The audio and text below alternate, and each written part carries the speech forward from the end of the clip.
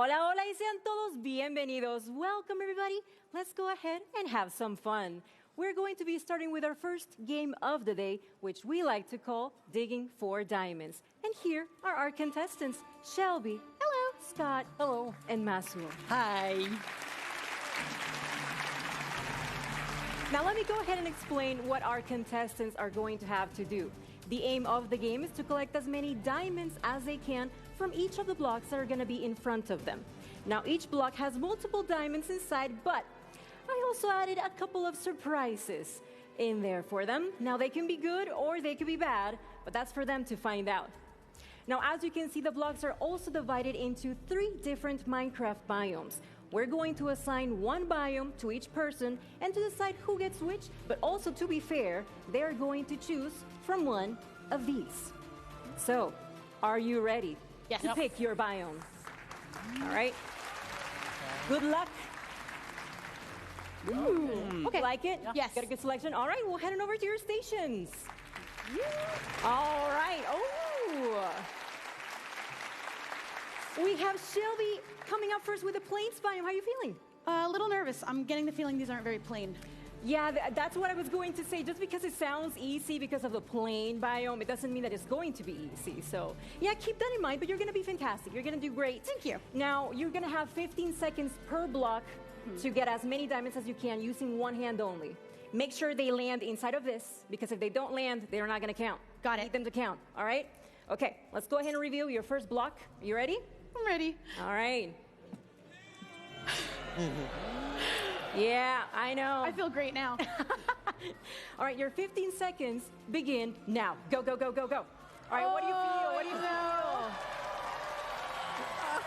Oh, I know. There you go. So wonderful. That's one, I think. Is that honey? There's a lot of chunks. A lot of chunks, yeah.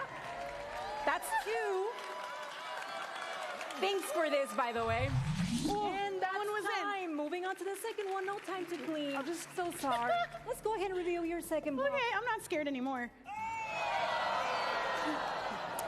Your time begins now. Dive right into it. Just dive right in. Oh, I don't like What that. is it? It's What is sticking to the honey. It's very stringy. You found George. I think that's George. Yeah, that's George. We don't name these. Yeah, there's We also squash Thomas them. And Mary. Oh, Okay, there. they don't want to let go. All right, you're doing fantastic. You got 5 so far? Oh. That's time. I'll let Ooh, those that's guys a stay in there. Sticky situation. All right, your last block, your last chance. You Last ready? one. Let's go ahead and reveal what's inside. And your time begins now. Go, go, go, go, go. Oh. Oh, my God. it's your birthday today, right? Happy birthday! Oh, there's some cake. I knew chocolate was your favorite one. Who I asked baked around. this? I did. It smells lovely. George helped me, so. George. Yeah. Please tell me there's no more Georges in here. I mean, maybe he left a couple of his friends inside, and that's time. You did fantastic. Thank you so much, Shelby. You did Thank fantastic. you. All right, we're gonna head on over to the snowy tundra with my friend Scott. How you doing? I was feeling quite chill, but Yeah. I don't know anymore. Yeah, well, don't worry. We got some cool surprises in store for you. All right. Well, you know the drill. 15 seconds per block, one hand only. Make sure that all the diamonds landing here. Okay. You ready? As I'm going to be. Okay, I'm going to take that as a yes. So we're going to go ahead and reveal your first block. You ready? Okay. Ooh. Yeah, I know, right? I don't. You ready? As I'm going to be. 15 seconds. Now, go, go, go, go, go. Oh, Jesus. Ooh. It's a bit chilly in here, isn't it? I can't feel my hands. A bit chilly. Come on, Scott. Come on, Scott. I don't know what's a diamond and what's just ice. You come on. You have to at least get one. I'm not Come going. on, Scott. I'll count it. We'll count it. We'll count it. That was a close second. I can't feel my hand. Well, maybe you'll have better luck with the next one. Okay. All right, let's go ahead and reveal your second block. Oh, yeah, I know. 15 seconds, dive right in. You only got one diamond. Oh, no. Why is everything so cold? I mean, it is the snowy tundra. You knew what you were diving into. I'm not looking at it. I'm not looking at it. Okay, yeah, just dive into it. You're doing great. I think that's 3. See, I Everybody's Stop. rooting for you. Come on. Oh, that's time. Last chance. Last chance. You're not doing so great, I Scott. can't feel my arms, so I'm doing as Well, best as I can. This one should be a lot easier, okay? Okay. Promise. Let's go ahead and reveal what's inside. They don't think it's easier. It is. I promise. You're fine. You're fine. Okay. All right, 15 seconds. Go, go, go, go, go. See? It's so much easier. Is it? Look, it's just so snowy. I can't and nice. feel anything. Just in time for the holidays, Scott. Oh, that's time. You look fantastic. Like a chicken. All right, we're going to move on over to the swamps with our final contestant. Masu, how are you? I'm scared. You're scared? Yeah, but I'm excited. Yeah. I can just say, I can do it. Yes, you Yeah, can. I That's can do the it. attitude. Yeah. That is the attitude. All right, you know the drill. 15 seconds, each block, one hand only. Make sure the diamonds land inside, all right? All right. Okay, here we go. Let's go ahead and reveal your first block. Whoa, what's in the box?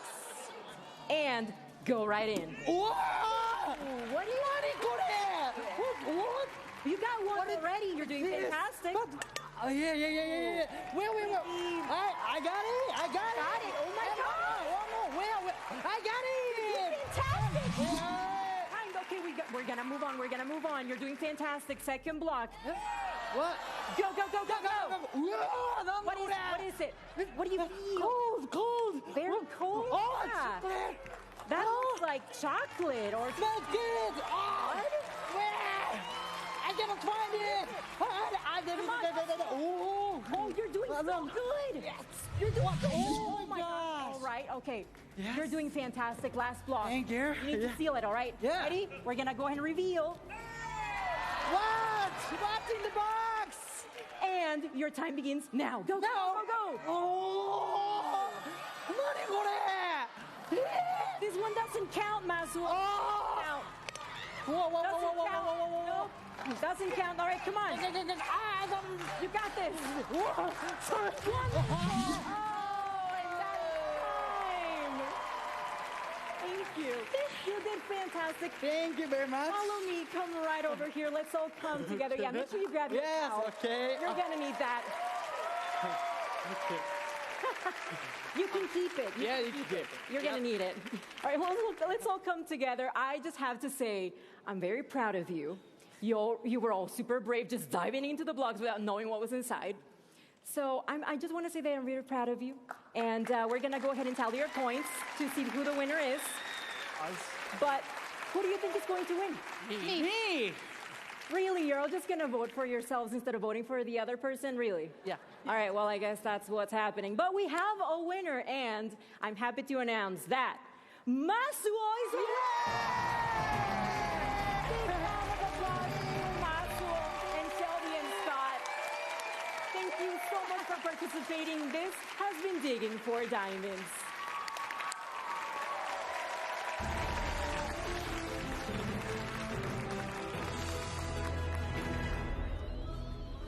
Crafters of the world, I'm Vubui, your vote correspondent. During today's show, all of you will vote on which Minecraft biome is updated first with some great new features. Last year, the mighty taiga biome won your vote over the savanna and the desert in a landslide victory, which was surprising since landslides themselves aren't very common in the taiga biome. I suppose people just couldn't resist the sweet, sweet allure of those berries. This year, we have a whole new set of biomes for you to choose from. There are over 70 different biomes in Minecraft, so even choosing which ones you can choose from was a major task for the team. But they persevered and brought 3 delightful choices. As usual, Tiny Agnes and Tiny Jens will take you through each of your options. And to introduce them, we have Tiny Vu. Take it away, little guy. Thanks, Giant Vu. Wait, I'm not a giant. I'm just average size. You're quite tiny. Technically, I'm just a bunch of pixels, so I'm scalable to any size. but I suppose it's all just perspective. Anyway, on to the biomes. First up, we have the Badlands. Whoa, that tumbleweed almost hit me. Well, they don't call it the Badlands because of their good manners. Ooh, this new cactus is fancy. Ouch! What's that spooky vulture doing? Vultures are drawn to loot left behind by unlucky explorers. Not the loot! Is that a boat? Yes, this boat has a chest built in for all the cool things you find at sea. And look, it's our new friend, the frog. Ew! Actually, we're not that close. Here's a mangrove, a tree that thrives in the swamp. We should get out of here. That frog is looking at me funny.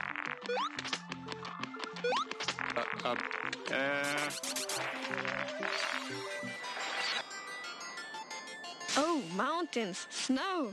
Watch your step. The snow is snowier than before. A goat. He reminds me of you a little bit. Mountains are getting an upgrade. Jagged cliffs, snow-capped peaks, dramatic views. The goat is getting away. Let's go.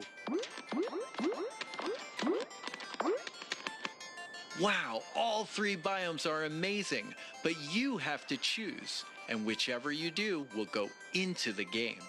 Back to you, Giant Vu. Seriously, I am not a giant. I just seem giant to you, just like you seem tiny to me. Although, who's to say who's giant and who's tiny? Maybe we're both just infinitely scalable. Anyway, last year, before the show started, I was sure I knew which biome would win. But I was wrong. This year, I have no idea. They're all just so great. So here's how to vote. First, make sure you have registered for a Twitter account and log on to Twitter. Later in the show, you'll need to go to the Minecraft Twitter account. When we post the voting poll, just click on the biome you want to win. There will be 2 rounds of voting, but don't worry, I'll let you know when each one begins. For now, let the debate begin between you and your friends and your family and your pets, so you can decide which is your favorite biome to be updated first with some fantastic new features.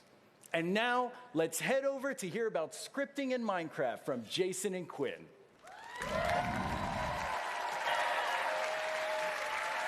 Welcome, Jason and Quinn. The 2 of you are going to tell us about our amazing new creator tools. So what do each of you do on the Minecraft team? Yeah, thanks, Lydia.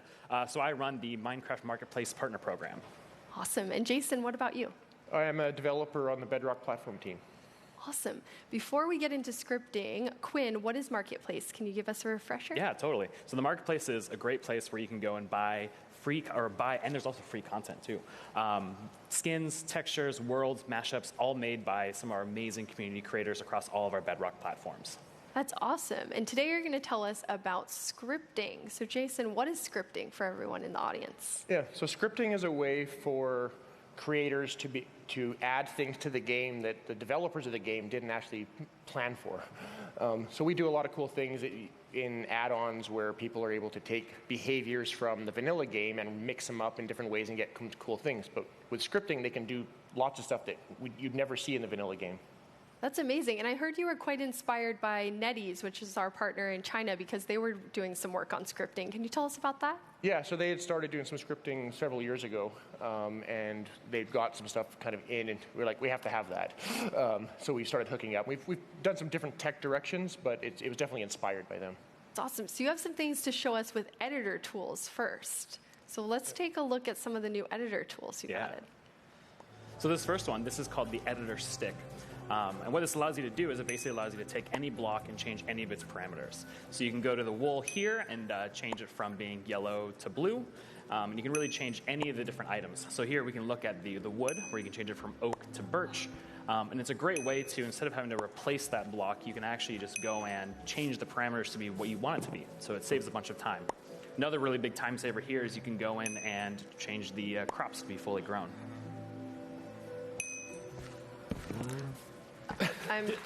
That just stole them. Just stole our beats. Well, someone was very happy with that editor tool. Maybe in the future we should get rid of the mobs before we set up the world. So why is that important for creators to be able to move that process along faster? Yeah, well, the great thing is sometimes you need to be able to, like, not just have to replace the block. Like, you have to take the thing out and put a new one in. Sometimes you're like, oh, I actually wanted this to be a different color, or I wanted this sign to be shifted a different way. It allows you to really quickly make those kind of small tweak modifications for, like, a polished pass on the map. It's awesome, and give you a chance to try some different colors or different ways to see how it looks. But you also have some things that speed up the process significantly, which we can look at. Yeah, so definitely in a lot of builds that creators make, they don't want to just do a single block by block change. And they want to do some much quicker stuff. Let's look at some quicker changes. Yeah, so here there's the TNT wand where you can actually go and quickly remove large chunks of the world around you. Just kind of go through and make big holes. And it's a great way to kind of rough out an area and get it close to what you want, and then kind of come in and fine-tune it. And here's one that basically makes like a big hallway. So imagine how long that would take destroying block by block. And when you have these worlds that sometimes they're like a kilometer by a kilometer or much bigger, like this can be a huge time saver for them. And sometimes if you don't want to go build a house block by block, you can actually go and make a TNT that does it for you.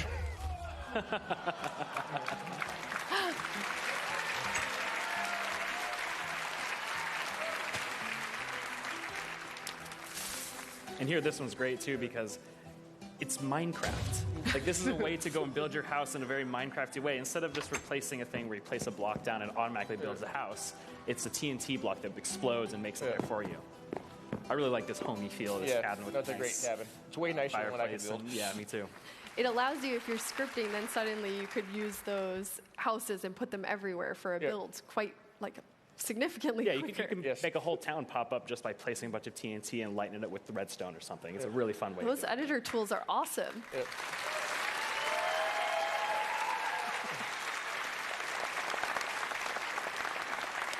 And you also have some tools that are helping with gameplay experiences. Yeah, this is where I get most excited about the possibilities of scripting. Not just being able to make editor tools or things that make building faster, but being able to make things that are change the entire gameplay of Minecraft, and not just relying on the vanilla behaviors, but being able to make your own unique behaviors and gameplay mechanics. So this next clip will show a really, really cool way to take on that. Yeah, so so the creator here, he went and made this very quick rope bridge. So he made an item, and you can actually just go through and just aim to another point, and it'll just build a bridge for you automatically using the slabs from your inventory.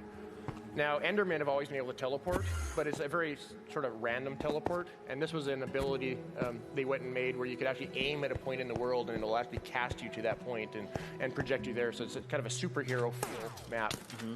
So it doesn't just give you the ability to teleport, but also gives you this kind of like magic missile kind of mind blast that you can do to take out all those pesky skeletons that are shooting at you.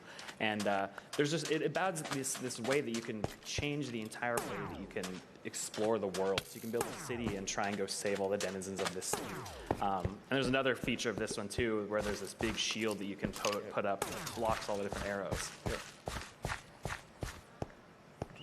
Very cool. Yeah.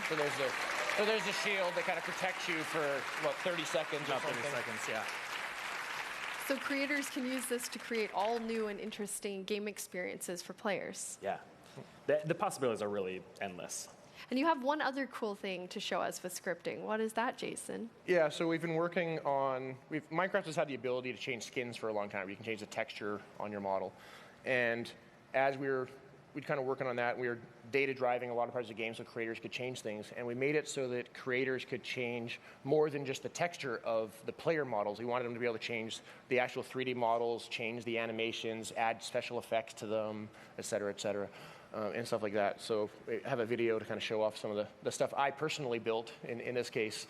So I've been I'm a big fan of penguins. I think penguins are one of the coolest animals. He's been wanting to add these to Minecraft forever, by the way. Not yet. So I quickly knocked out a penguin. They're not coming to Minecraft. But I knocked this out, and you can see he's got kind of custom animations. His arms kind of flap out, and he moves very different than Steve. And then I replaced the sprint animation with a fun little belly slide. And this was actually kind of a happy accident I wasn't actually planning for, but the sprint particles are kicking up, and it kind of helps sell the slide animation. So it's always fun when those happen as a developer. So what kind of game are you hoping creators make with the data-driven player change? Yeah, so while I was working on this, I kind of had this vision of like, I want someone to go make a velociraptor where it goes around and eats something. It could be other players, it could be animals or something, and it's something. So please, community, build me a velociraptor game. Velociraptor. I don't have the art skills to make the velociraptor. Your penguin was pretty cute, though. Yeah, it was okay. Quinn, any games you would like to request? I just think like Velociraptor is cool, but I think a racing game where you could actually transform the player into a sweet car and have them be able to customize it and then have a bunch of animations of it like drifting around corners and stuff like that, I think that'd be super cool. And the cars are penguins. And the cars are all penguins. Or velociraptors, I guess. Why not both? Penguins riding velociraptors. So how can people experiment with scripting? So it's actually available right now. So you can go download the Bedrock Edition and start messing around with scripting. There's a bunch of tutorials on the wiki and across the web that you can basically look at and try and mess around with it yourself. That is amazing. Thank you so much, Quinn and Jason.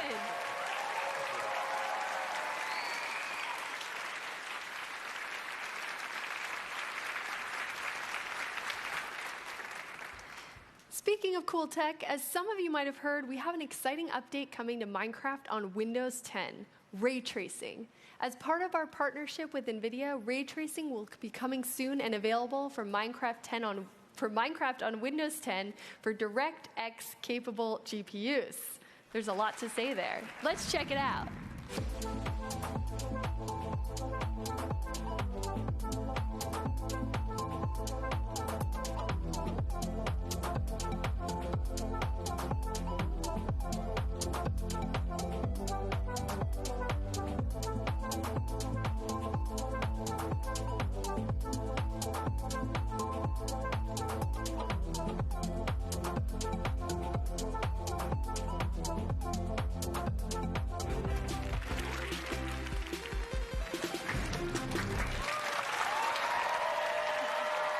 Welcome, everyone.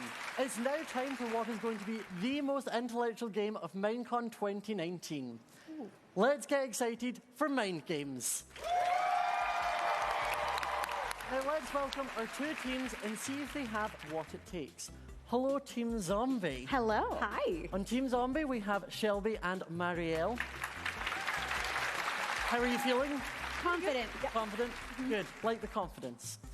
On Team 2, we have Team Skeleton. And We that also is go by Team Winner. Team Winner. Oh. Hey, wait a minute. We have Megan and Liam.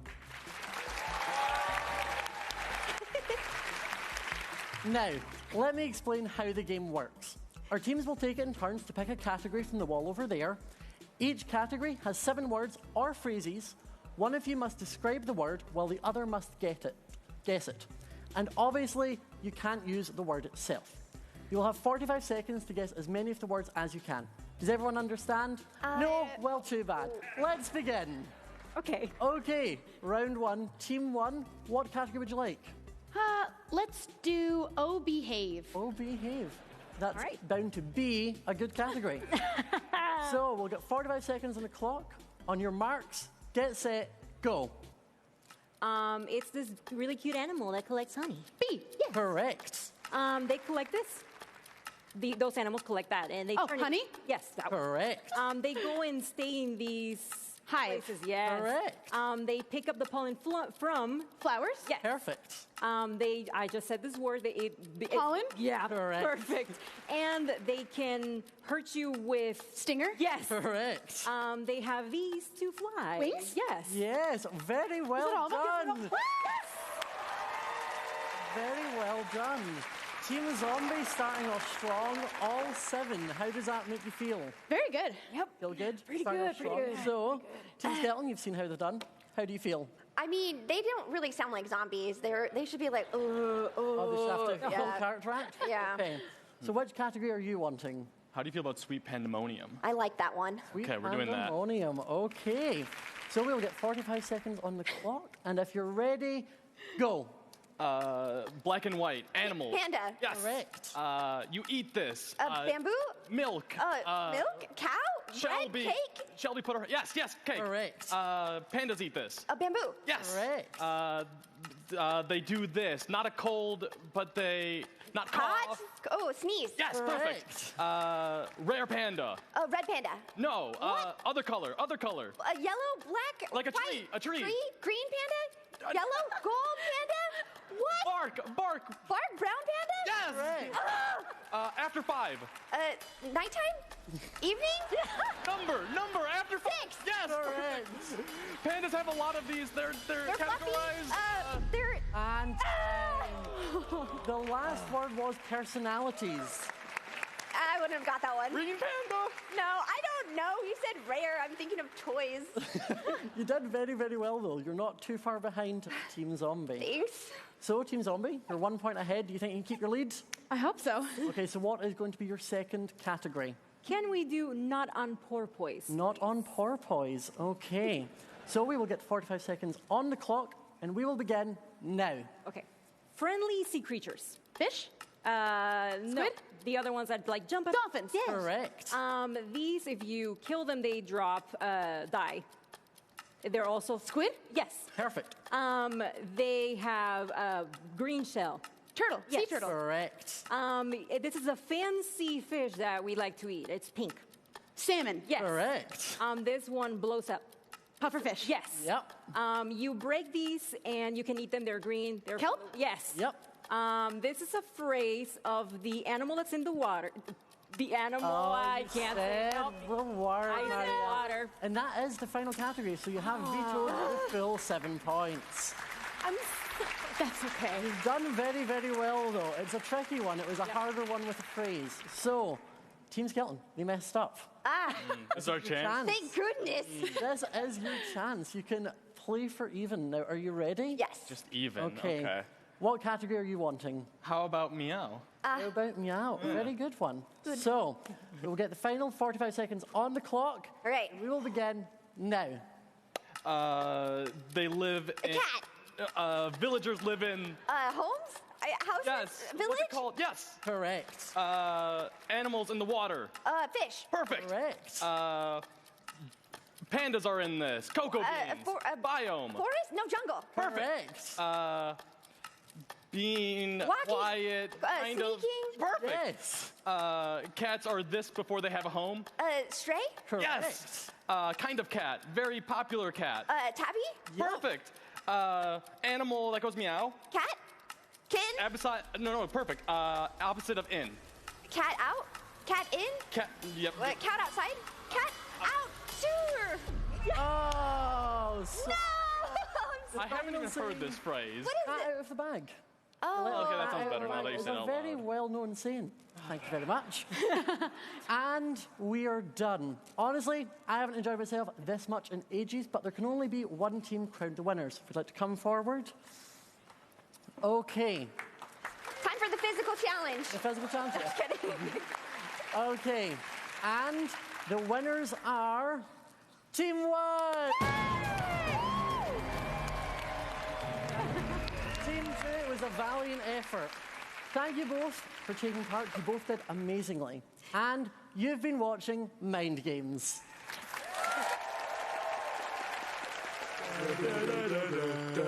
Villager news. Breaking news! An update has swept the realm, changing villager life forever. But one villager refuses to embrace our new way of life. Here's villager number 9 with more info. Thank you, villager number 5. Fellow citizen, why don't you want the update? But I do want the update. Are you against the update? Have you even tried the update? But I am getting the update. What about the new feature? You think you're better than us? What? I didn't say any of that. We thought you might say that. So we made this video for you.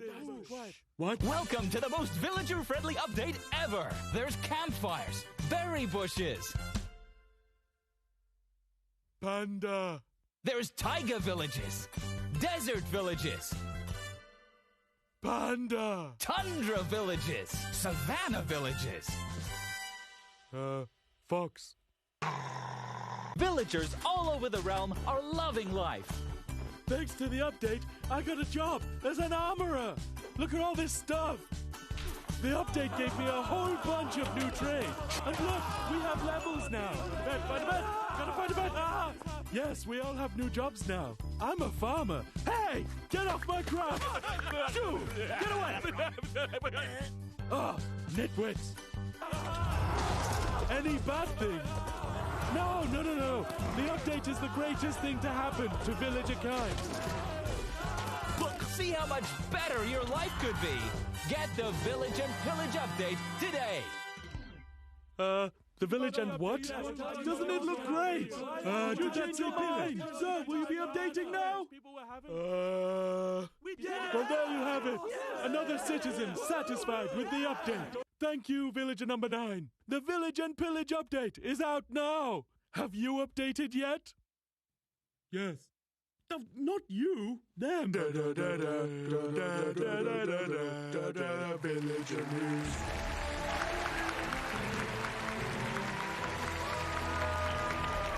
It's time to vote!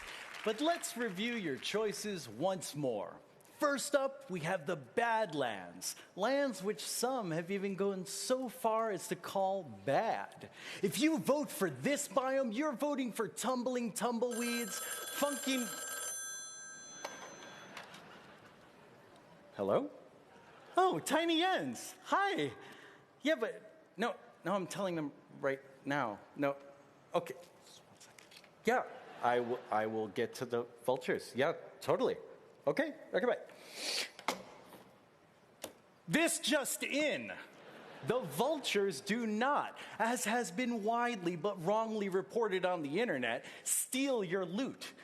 They're just attracted to loot and will circle around the area. You heard it here first, folks, so it is the truth. Next up, we have the swamp. Vote for this biome to be updated if you like things to be a bit more swampy. Mangrove trees, hopping frogs, and cool boats with chests in them. And finally, we have the mountains. Vote for this biome if you prefer some high-altitude exploration. Snow-capped peaks, epic mountainy views, and the snowiest snow since snow. What's your favorite? Which do you want to see updated first? What will you choose? To vote, you need to log into your Twitter account, go to the Minecraft account, and see the poll that's just gone live. Click on your choice to register your vote.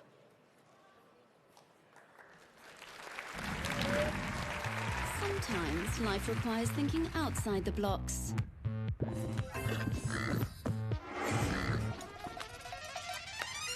No pets allowed in the house? Fill the backyard with muddy pigs. Host the perfect pixel party. And craft some compact cuteness. Or build something a bit more heavy metal. Minecraft Earth is at your fingertips. And above your head. And right behind you. Just watch out for surprise chicken showers. Sometimes things don't quite go as planned. Luckily, Minecraft Earth lets you tell your own stories. You can even upscale an epic fish fail. So grab your friends and explore an unbelievable world. Our own. Discover new dimensions to your creativity with Minecraft Earth.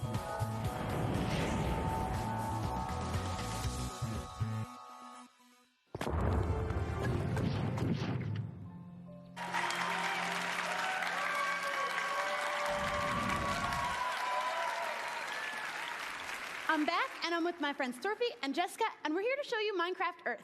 Hey, I'm Torve, and I'm the Minecraft Earth game director. And I'm Jessica, and I'm the lead producer on Minecraft Earth. So Minecraft Earth is a brand new augmented reality game. That means that Minecraft is all around you in real life. You play it on your phone, and it uses the phone camera to place your Minecraft builds and adventures right in front of you. Adventures are life-size pieces of Minecraft that you find in the real world. We have one right here to share with you. This is amazing. We're right inside Minecraft. I know, look at these cute mobs. They're so adorable, life-sized. Oh, wow. And now, they're food. No!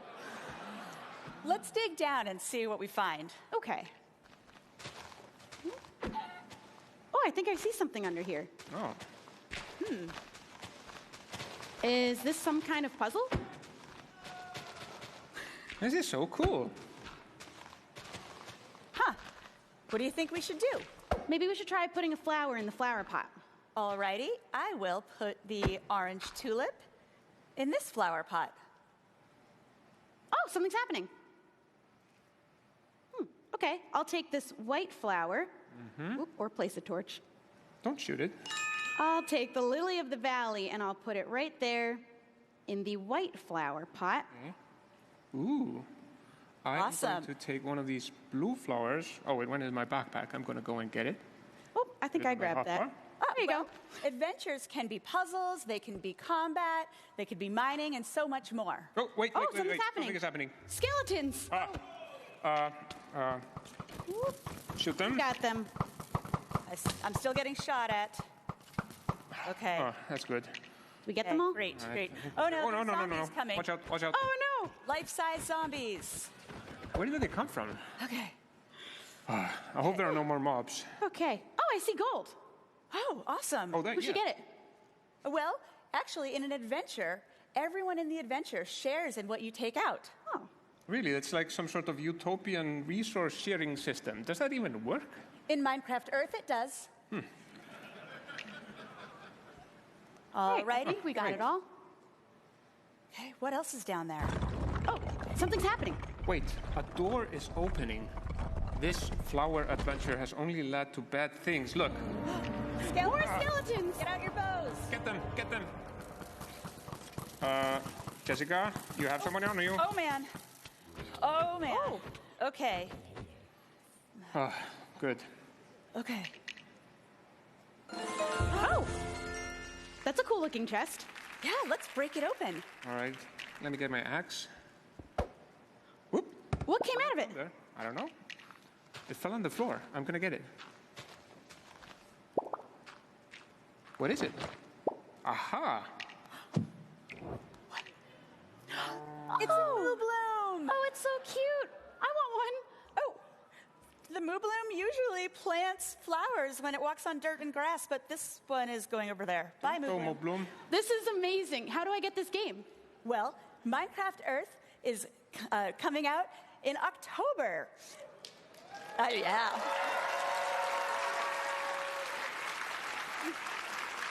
You can go to minecraft.net/earth to join us. Goodbye, Mobloom.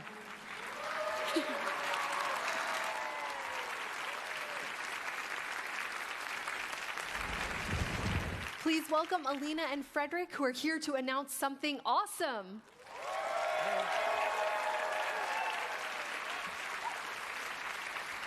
So what did you two do on the Minecraft team? Hi, I'm Alina. I'm the business manager for Realms on the Marketplace team. I'm Frederick, and I'm the program manager for Realms. So you're going to announce something cool, but first, tell us about what Realms is. So Realms is a really good way to play with your friends. When you subscribe, you get a personal server right in the cloud, so it's always online and always accessible. And your friends will play for free with you, so you're the only one who has to subscribe. And how many people can play on a server? So we have 2 tiers, so you can either go for the 2-player tier or the 10-player tier. Awesome. And what are you going to tell us about today? Realms Plus. It's our new subscription that combines Realms with Marketplace content. That is awesome. So what does that mean? Realms, which you just told us about, plus Marketplace content. So with Realms Plus, just like before, you will have access to your realm, 10-player realm, and all the cool features that come with it. But in addition, you will have the entire catalog of Marketplace content. Skins, worlds, mashups, resource packs. That is awesome. Frederick, how many pieces of content will be coming to the first version of Realms Plus? We will be launching with over 50 pieces of content. And then they'll be changing each month? Yeah, every month we will get new content on there. Yeah. So That it's is going to be really good. Amazing. And Alina, your son has a realm. I think we have a photo of it. Of course. So what has he built here with his friends? Yes, this is his realm where he plays with his neighborhood and school friends. And it's really fun. And adults join too, their parents. It's a cool place to hang out. And we really like to see, what kids do and how they show off their secret knowledge of Minecraft with all the strategies and tricks that they get from YouTube videos and reading the Minecraft books. Do I spy a very adorable Microsoft building in there? Yes, some people just like to go to work. I guess he does. I think we definitely have to say hi to your son then. So hello to Andrew. Hi, Andrew. Thanks for letting us show off your realm. We know he's watching at home, so thank you. So this sounds amazing. How do people start using it? How do they get Realms Plus? So when we launch Realms Plus, and we will be launching soon, we will have a free trial for new players. So you get 30 days for free. If you're already a subscriber for the 10-player realm on Bedrock, we will upgrade you automatically for free. And the price won't change. It's going to stay $7.99. So how did you decide on that? Because that's really cool. You're adding all of this stuff to it. Absolutely. That was very important to us. We just wanted to give our players more options, more fun things to play with, and keep the price the same. It's very simple. One subscription, $7.99 with realms and content.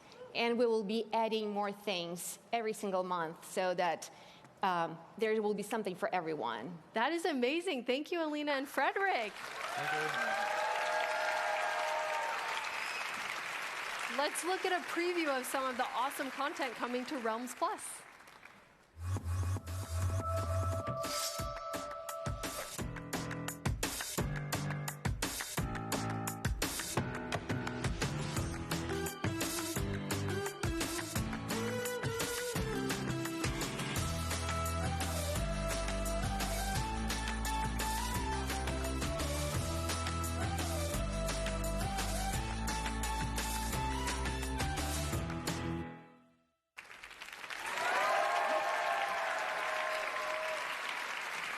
Now I'm joined by Sarah and Jared from the Character Creator team.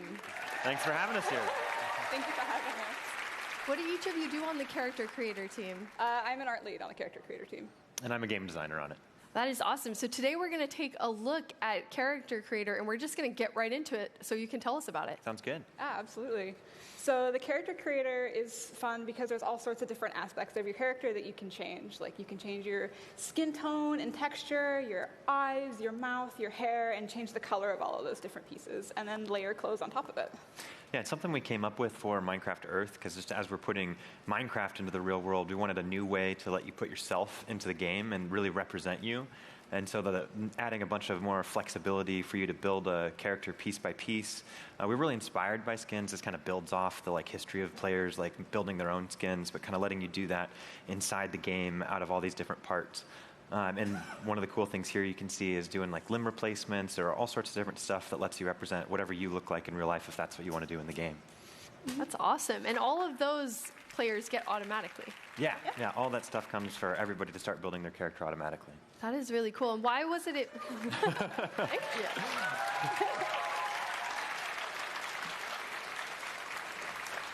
Why was it important to you? You added things like prosthetics and all different skin tones and different body shapes. Why is that important to you? Well, because, Minecraft players are from all walks of life, right?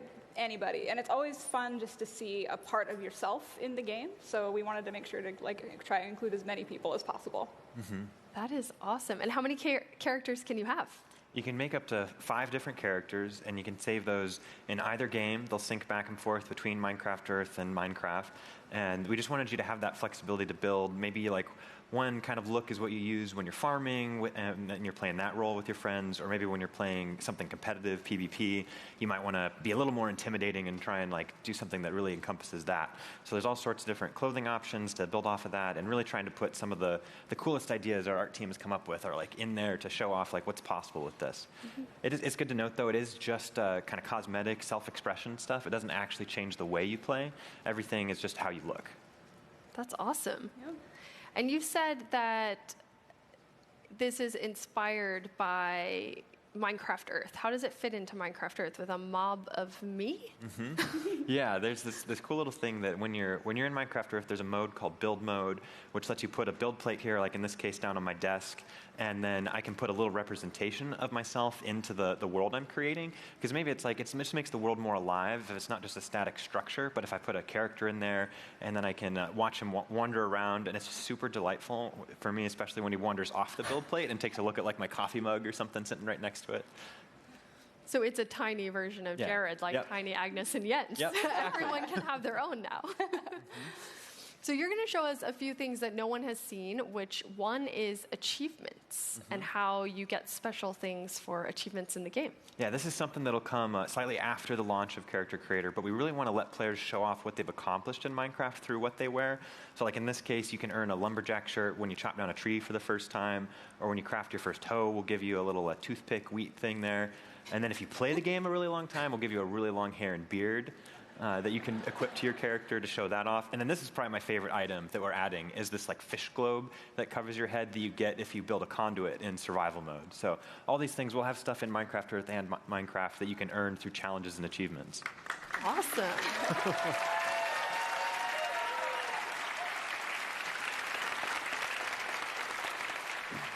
And the next thing we'll jump right into because I know people will be very excited to hear about it. Yeah, for sure. So the sort of two things that are upcoming are capes are coming to the Character Creator.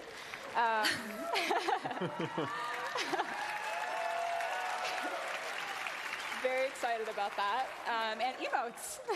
So you'll be able to like dance and wave and have a cape in the Character Creator, and also if you have any custom skins or skins that you've loved for a really long time and are very attached to, it will all work with that.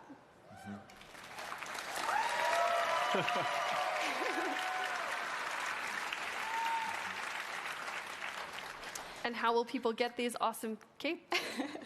They can grab them right now in the marketplace for free. There's one available for everybody if you want to go get it. Right now, it just attaches to the skins that come with the pack that you get. But when Character Creator launches, you'll be able to attach it to any one of the skins you've used in the past, or a new character you build with Character Creator. Awesome.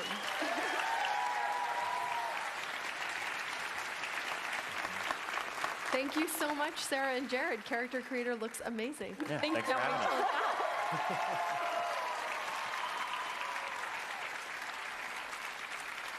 Last year, we premiered our Meet a Minecrafter series running on our YouTube channel. Each month, we feature a different Minecrafter and how they're uniquely using the game. Today, you'll meet a Minecrafter named James Delaney. My name's James Delaney, and I'm managing director of a company called Blockworks. I started playing Minecraft when I was about 11 or 12 years old, just a year after the game came out. A friend actually showed it to me, and at first I thought it was a kind of stupid thing, but after a few hours I really got into the creative mode of Minecraft. I started playing online on multiplayer servers with other people who really enjoyed the building aspect of the game.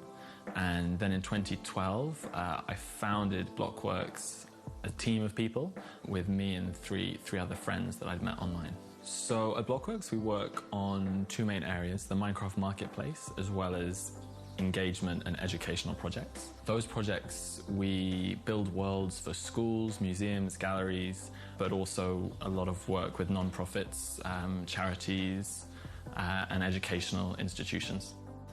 So we have about 30 members who all work from home from about 20 different countries, but we all connect to the same Minecraft server, so we're all working in this virtual office together in the same digital space. So someone builds something in one area of the world, and the other people are watching that and then react and respond to that in what they build. For my final year thesis at university, I looked at democracy and video games specifically, with a big chapter on Minecraft and urban design and how Minecraft could help cities and help communities take part in the planning process, which led me to join the board of Block by Block in 2019. Part of the reason Block by Block uses Minecraft is because it's a very democratic tool, and rather than an architect or a city official telling people what a design can be, anyone can use Minecraft to explain and visualize their own ideas in a fully democratic environment. So buildings like this cathedral here in Siena didn't have just one architect and one person with an idea, but were built by a group of master craftsmen, each improvising the design as they were building it.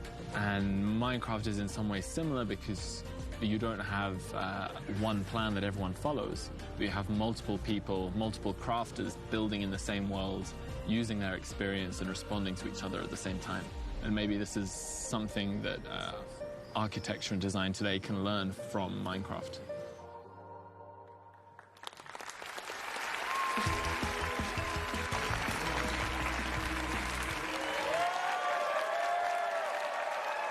マスオです。ここからは私マスオが考えたゲームをみんなでやっていきたいと思います。皆さん、マインクラフトに8が追加されるのはご存知ですよね。今回はその8にちなんだゲームをやっていきたいと思います。その名も88ベンベン。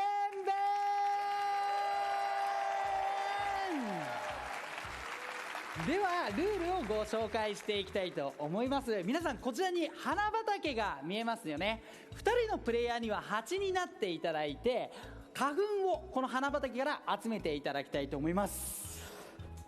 こんな感じでいい香り。ではちょっとインタビューしていきましょう。 How are you feeling? I'm hanging in there. It's good? It's good. Are you scared? A little bit, yeah. じゃあ準備からで、ここをブーンと飛んで花粉を集めてもらって、こちらの2人のプレイヤーに渡していただきます。こちらの2人のプレイヤーは花粉をどんどんここに入れていけばいいっていうすごく簡単なゲームです。 Did you get it? Yeah. Are you ready?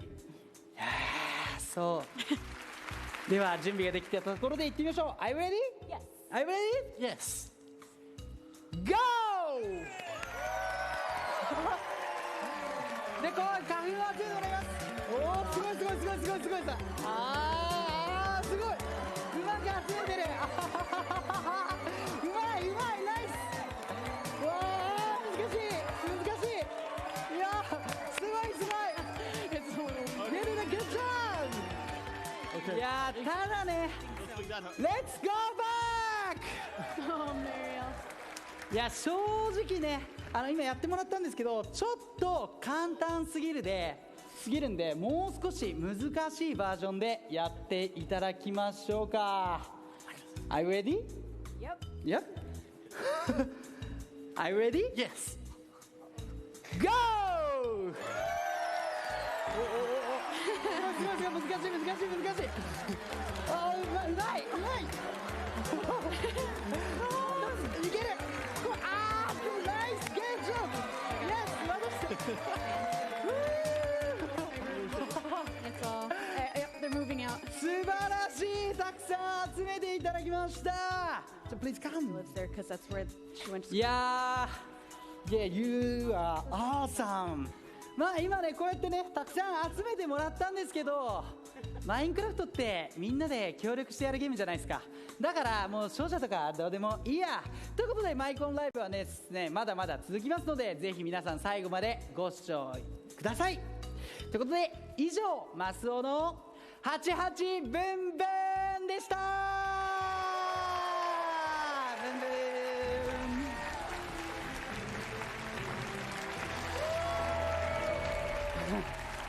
Wow, we've seen amazing discussions on which biome most deserves to be updated first, and hundreds of thousands of you have registered your votes.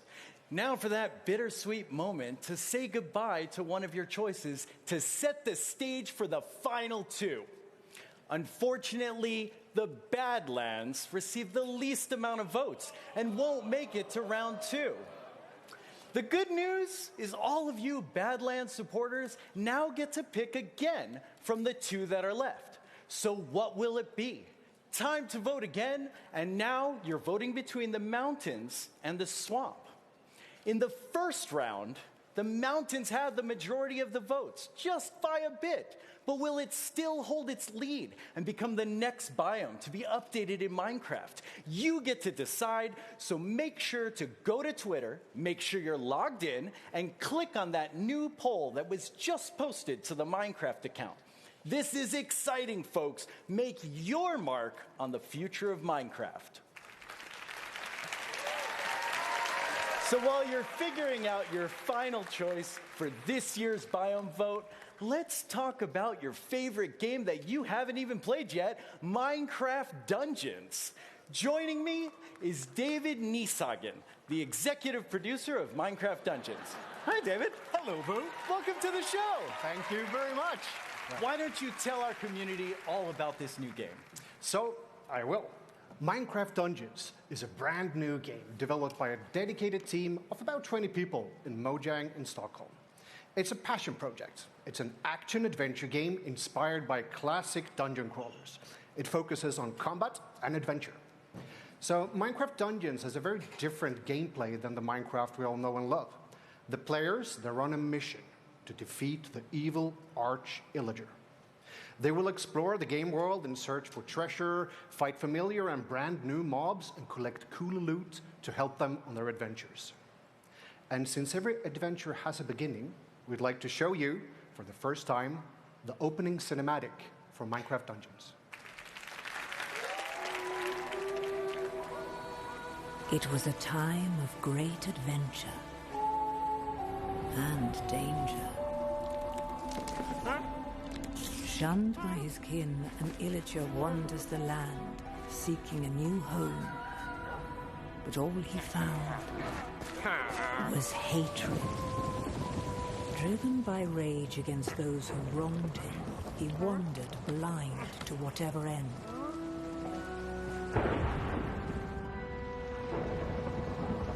Until at long last, the Illager found something that would change him forever. The Orb of Dominance.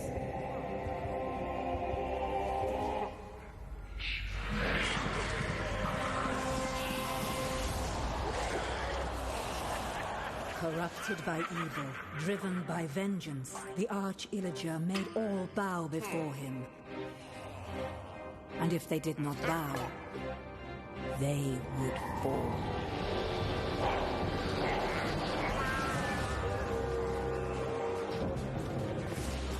The Illagers raided the land. Who would have the valor, the purity of heart, to stand against the Arch-Illager's reign of terror? Well, not that one. Maybe you.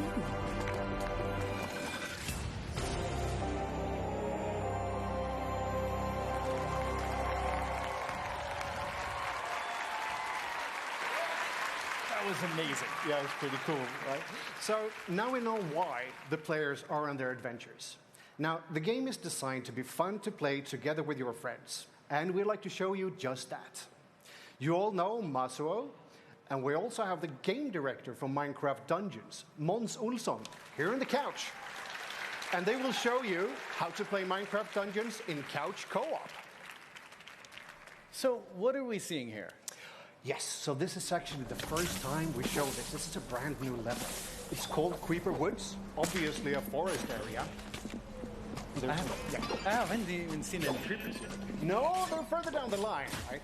So you see some other mobs here that you should recognize from your Minecraft. You have zombies, you have skeletons, you have all sorts of interesting things. I like that it's just like Minecraft, but different. The gameplay's different, but everything looks familiar. All the behaviors of the mobs are like you would expect them to. There shouldn't be any strange surprises. You should know and understand how things work. But visually, it's quite surprising. There's all these things going on. Yeah, you see those lightning bolts that come from there? That's actually one of the players that have an enchanted sword that does a thundering enchantment. Sometimes you get that lightning strike. What's that llama with the arrow in its head? Oh, that's a nice TNT explosion. Yeah, the llama that's there, that can be summoned by one of the artifacts in the game. You see in the lower right and the lower left, there's like this little hotbar, and to the right you see a yellow symbol. That's the wonderful wheat. Using that summons the llama, and the llama helps you in battle. It spits at enemies. There's even some larger mobs here. Oh yes, some of the mobs to give you a bit more of a challenge. They have more armor and a bit more extra weapons. This is great. Yeah. So as you see, they're exploring. Oh, they used another one of these artifacts. It's called the wind horn, and it pushes mobs away. You can pick up all these sort of cool things on these levels and equip them as you see fit. And also, I'd like to mention that all of these levels are randomly generated, so you can explore them every time you play through the same one. It'll look and feel quite a bit different. So it'll be surprising each time you play. That is correct. So now I think we're approaching, spiders, lots of them. Spiders. Oh, that was a fireworks arrow. Wait, there's a pig with a chest on it. Of course. So we call that the piggy bank. Now, this game genre is all about loot. So if you manage to find one of those and get some help from it, oh wow. Yeah, it drops lots of cool loot. And that you can equip just as you see fit. Now, Mons and Masu are actually coming up to a rather difficult part, so let's get them some expert help. So, let's welcome Marielle. Yeah. So, you can hot join this game at any time, and you can play up to 4 players together. The game scales its difficulty depending on how many players you have. So, let's see how they do. Yeah, so when you join, immediately difficulty scales up. Yeah. What if you leave? It scales down. Okay. So if you need to go head off to the bathroom, yeah, you can do that. So up to the upper right corner, you see the objective, what the players are supposed to do. Now they're supposed to free the villagers.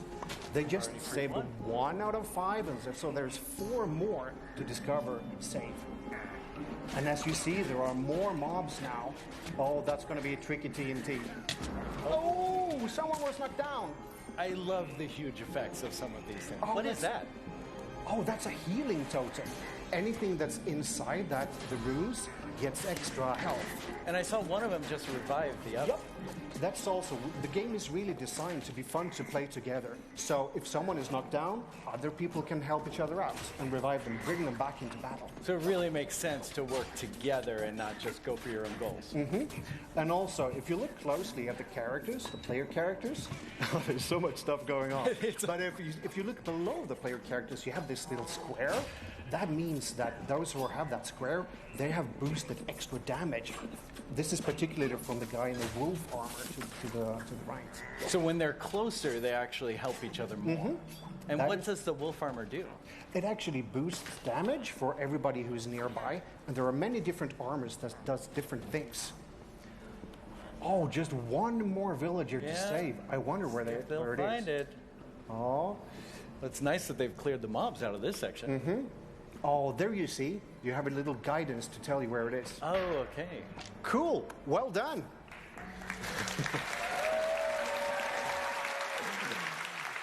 Mons, Masu, and Marielle now save these villagers from the evil arch-illager. But there are many more adventures to be had in Minecraft Dungeons.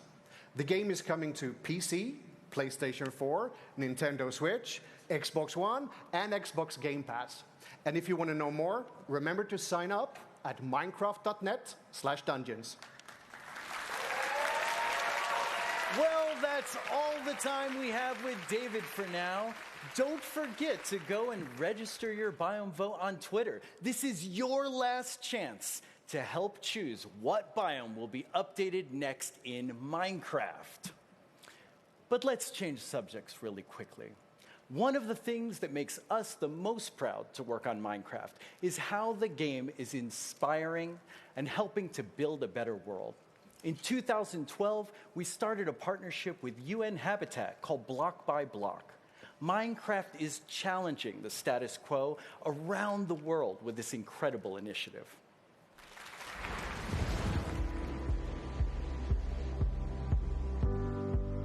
people are passionate about things, they find a way to use it to make a difference around them. Minecraft introduces people to potential they didn't know they had. We decided and we made a change.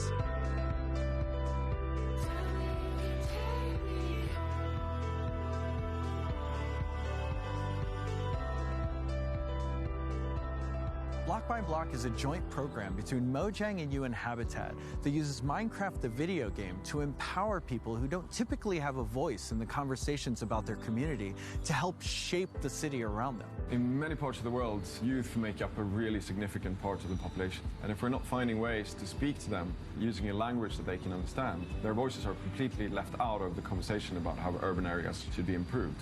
Most of the youngsters here in Kenya, they don't have the place to expose what they are thinking. The people who know the best what a certain part of the city needs are the ones who actually live there.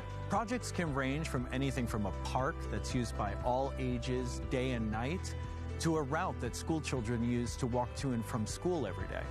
We build the physical area itself within Minecraft, and participants are able to go into the game and use the normal game controls to redesign the area one block at a time. Anyone can be urban planner and architect while working in this block by block workshop. It was very fun because you felt like to be able to help the city while just playing. I came up with a skate park idea and some trees surrounding the park. After the designs are completed, the participants themselves present them to all the local stakeholders in the community, and elements from each design can be chosen to complete the final model.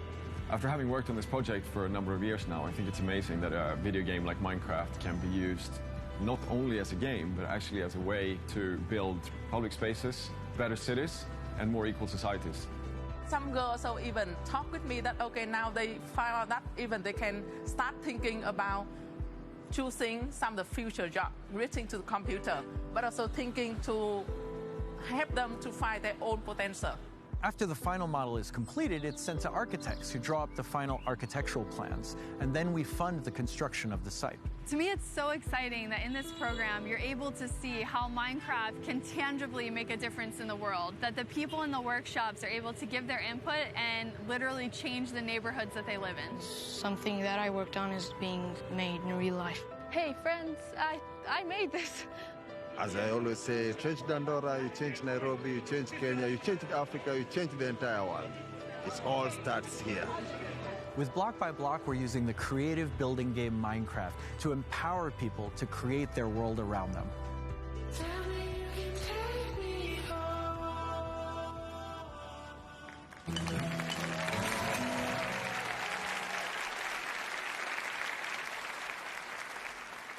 Welcome, everyone.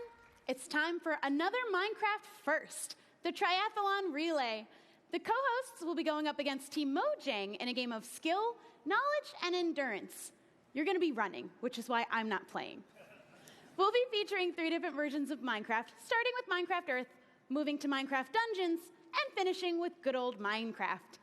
Huge thanks to Everbloom, who created the race map that we'll be playing today. Our teams will take it in turns to see who can be the quickest over all 3, and there may be a few surprises along the way. Let's meet our teams. Here we have team co-host. Hello. Hello. And team Mojang.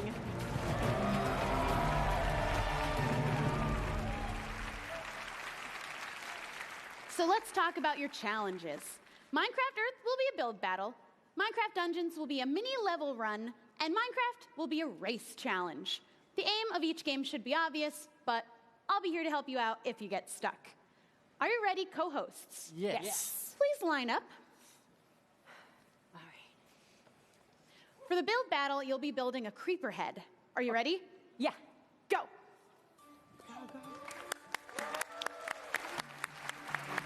We've got the blocks for her ready in her inventory with various greens, black. I appreciate that. Oh, of course. Makes it a lot easier for me. Oh, we're not going to make it that easy. Oh, really? No, you're being timed. Oh, okay. Oh, and I think I see a few chickens flying in. Chickens here. I did not summon for chickens. No, we didn't ask for chickens, but we've got them. Here, please. You're doing great. I see the creeper mouth already forming. Yeah, There's the eyes. That looks amazing. And do you notice that I'm actually using multiple colors? You are. I see that. Varying greens, If you different want to textures. give me extra points for that, I'd love that. I don't think I'm allowed to do that. It's really just time. You got to go as fast as you can. Fine, okay, I guess I'm not using that many. Oh, that chicken's in the way. Yeah, the chicken's like not being very helpful. That's all right. Oh, you're almost oh, done. No. Oh, no. That does not go in the eye. That's all right. That's trying. looking good. No. Okay, I'll fix it. I can fix it. I can also fix that. We have a lot of fixes, but it looks good. Okay. We've got a creeper head. That looks great. Creeper head! You're done. Yeah, we're good. Go tag the player. We've got Masso playing on our Dungeons level run. All you have to do is find 2 levers. Two livers. Just 2. Where are the livers? We won't make it that easy, though. There's a good few monsters in here. Hey, don't attack me. Oh, they're definitely going to attack you. But there's one. You've got one. Now you just need one more. One more. Try and get there without dying. No, don't attack me. There's a lot of monsters there to block you. You just got to duck and roll through them. Ooh, there's a skeleton there to stop you. Oh, there it is. I found it. Oh, no. Oh, you just got to click it. Oh, you're stuck. No. Oh, no. Oh, no. Oh. That's all right. I think you better go tag your next player. You were right there at the lever. What into this temple? That's all right. Go tag Scott. Let him get into the race. Yes. All right, Scott. Let's see if you can make up some time in this race. We'll just start the countdown for you. 3, 2, 1, go. There you go. We just got to run through the. Those creepers are in the way. You don't look happy. Oh, now you just got to do some parkour to get across. You know how awful I am at parkour. Are you awful? That was great. We'll have a little party really quick. That's fine. Okay. Oh, go on.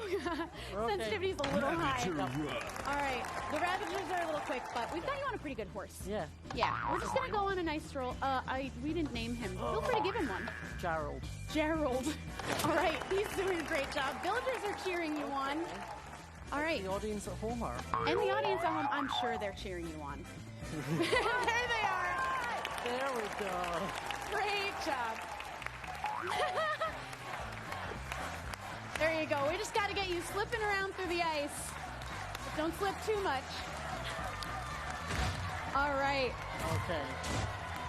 We're doing good. Now we've got a little game to play too. Okay. The skeletons aren't going to get in your way. Okay. All right. Here we're going to display a quick game of Whack-A-Fox. Okay. No foxes were harmed in the making of this game. You just got to give them a pat on the head. I think you just need a couple more and we'll send you on through the next room. Oh, that Ooh, one's they're fun. quick though. There you go. We're going to go for some mining now. Normally you wouldn't dig down, but you'll be fine, I think. Okay, we're fine. Oh, you're Okay. fine. Oh, there's the Enderman. Yeah, they're just building a quick portal for you. Okay, I'm good. Let them do their jobs. You just got to go right on through. Okay. And you did it.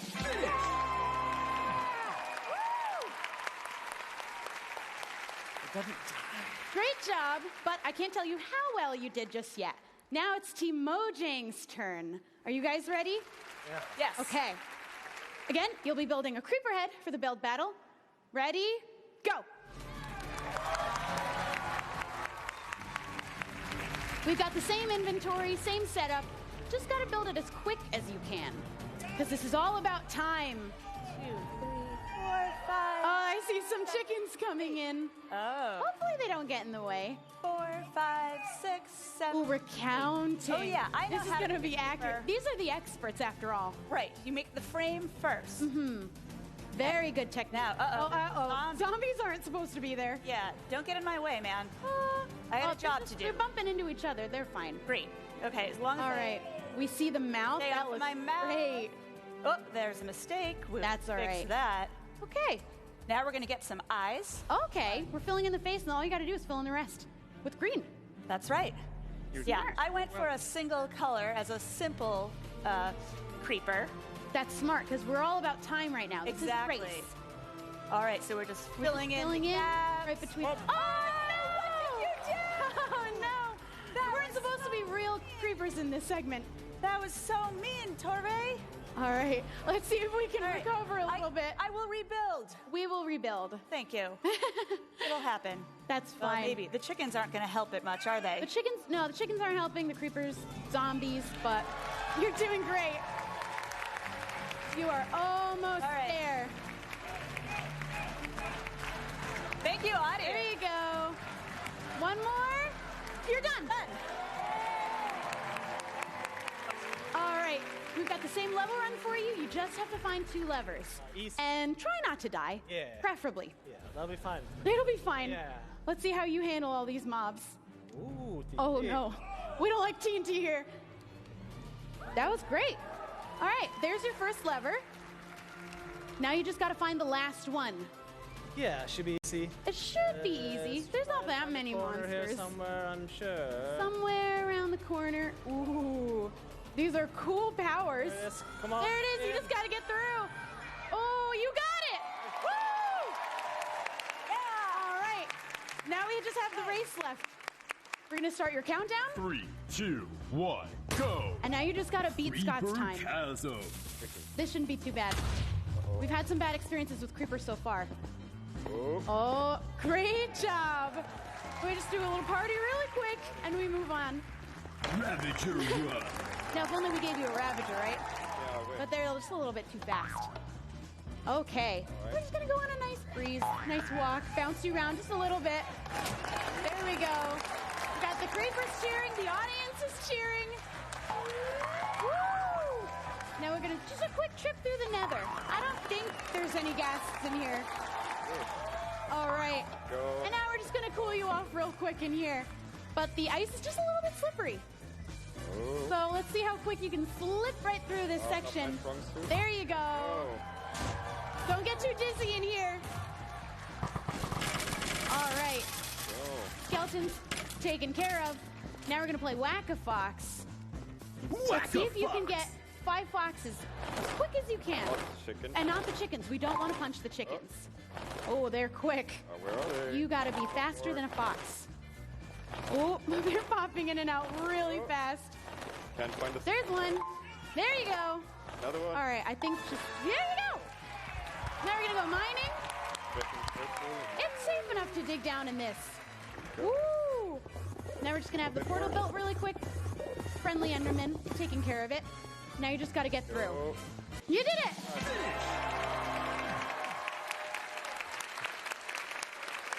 You guys did great. Why don't you gather around? We're going to see who won the first ever Minecraft relay. All right, you guys all did great, but our winner today is Team Co-Hosts. Thank you guys so much. Since 2011, Minecon has been the time of year that we come together to celebrate the past, present, and perhaps most excitingly, the future of Minecraft.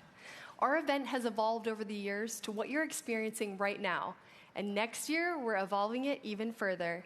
Joining our live broadcast in 2020 will be an all-new, in-person event called Minecraft Festival. Minecraft Festival will take place from September 25th to September 27th in Orlando, Florida.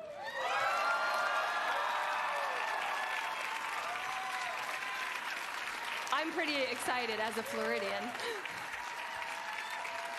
You can expect interactive exhibits, inclusive gameplay, competitive tournaments, live entertainment, creator and community panels, and more.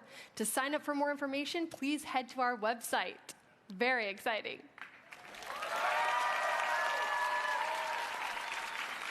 And now, please welcome to the stage Agnes and Jens.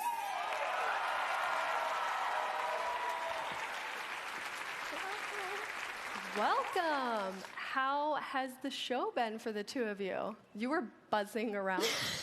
Yes, no, it's been super fun. Yeah, really amazing. Yeah, it's been fantastic. Great show. It was very cool to see the Dungeons premiere. Yeah, absolutely. It's so fun. And I love the opening cinematic. It's so cool. It's beautiful. So Jens, how does it feel when we have 2 new games coming out? Oh, it's of course great. Like we have Minecraft Dungeons and Minecraft Earth, but we actually have a third Minecraft game coming out. It's a board game called Minecraft Builders and Biomes. Builders and Biomes. Yes. What? Very exciting. Yeah, there might be a hint at Builders and Biomes somewhere for people to see. So you're going to tell us about an update, the next big update. But before that, I want to know how you got into gaming. Agnes? Oh, yeah, so I have played games and loved games as long as I can remember. And I used to draw games before I could program. I actually learned programming much later, so I just draw my own games. Yeah, and then one day I thankfully made it into gaming and work on games, and it's so fun. We have a photo of the original Tiny Agnes here. I love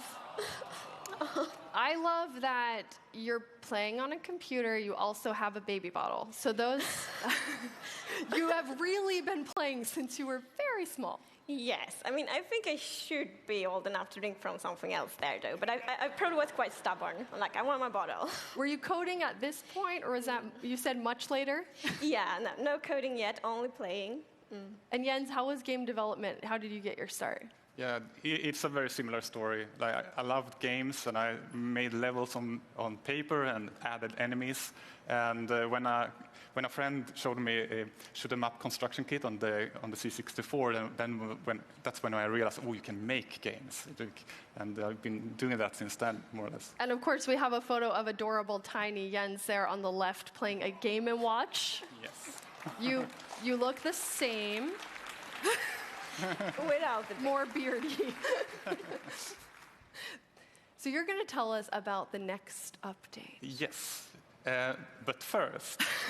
Okay, but first. A part of the next update, we want to show you a block that is not completely related to the theme of the update, but still it's really cool.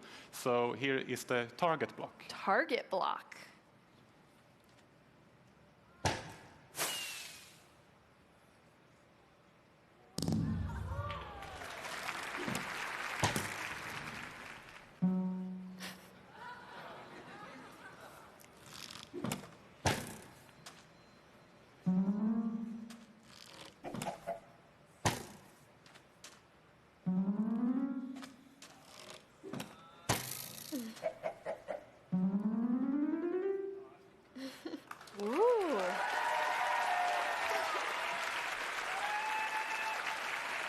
How cool is that? I also like your little chicken advisor there, hanging out during the whole process.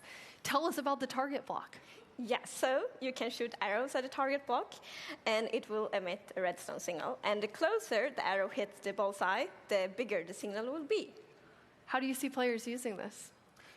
Well, make mini games and various contraptions, of course, and maybe also create new hidden entrances to their bases.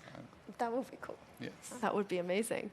So you said this is part of the next update, which is... Yeah, we're super excited to finally have a Nether update.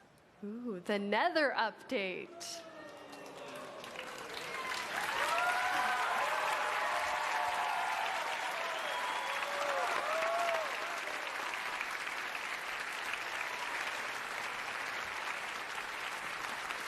So the Nether hasn't been a place that's very livable, and that is all about to change. So how is that changing? I mean, well, it will still not be easy to live there. Okay. But you can. So we want players to be able to have a base there. So for example, you can set your spawn in Nether, you can find food in Nether, but it's still really a dangerous place. Food in the Nether? So that means there's something... Well, it's a new mob, and we will talk more about it later. Okay. So first... Yeah, of course. We also wanted to make sure that there's more things to explore, and more things to find and more things to do. So we wanted to introduce biomes to the Nether. Yes. So we will actually show some of them today, and the first one is the Soul Sand Valley. Soul Sand Valley.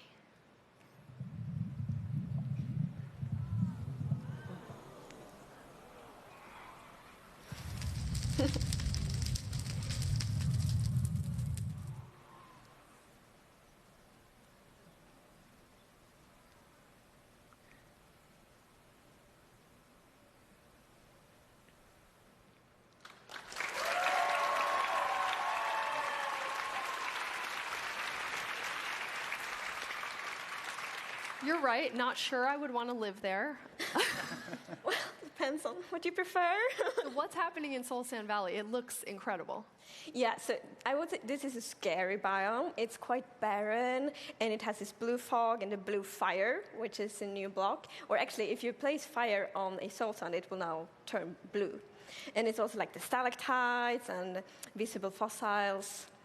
And you'll be able to take the soul sand block, and that will work in any of the dimensions. Absolutely, absolutely. That is very cool. I bet people will do really amazing things with blue flames. You did say biomes, so we have another biome to look at. What biome is that? It's the netherwort forest.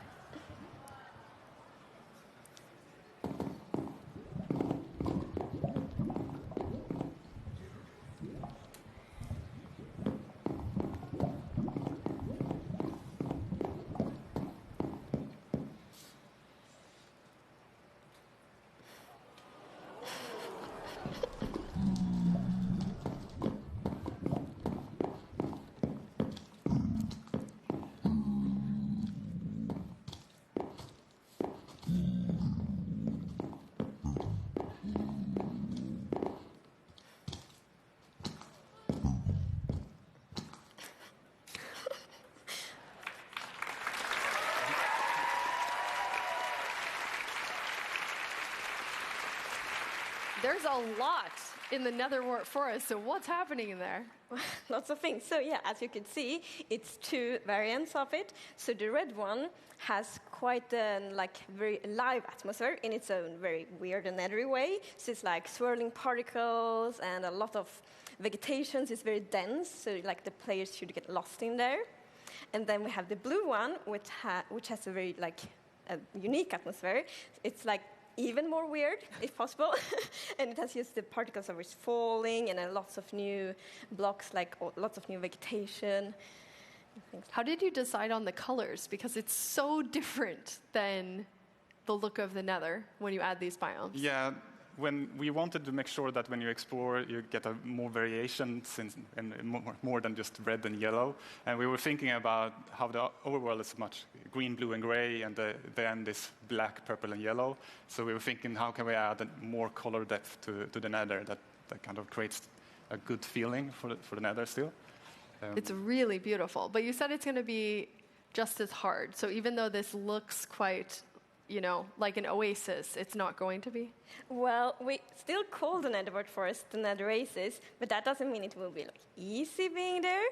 So there will be, for example, a new hostile mob. And I think we could show it now. And we temporarily call it the Piglin Beast. Piglin Beast.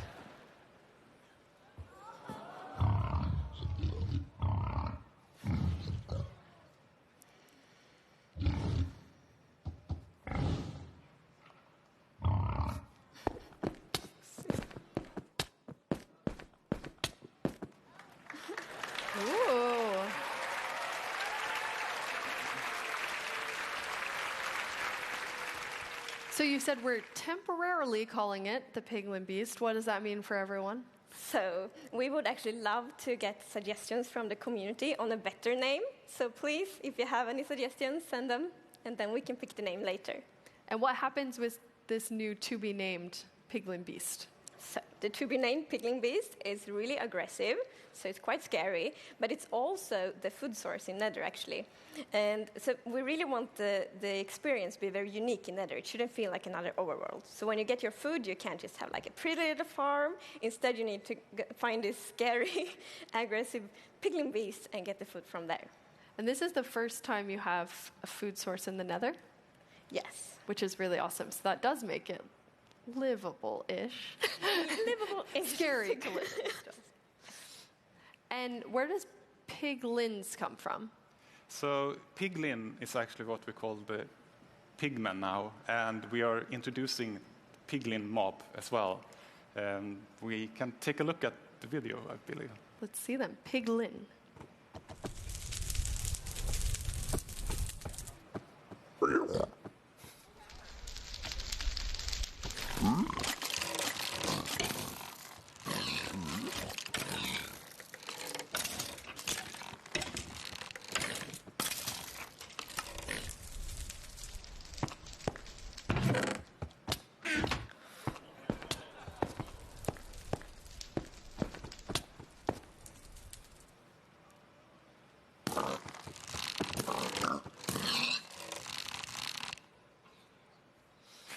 Ooh.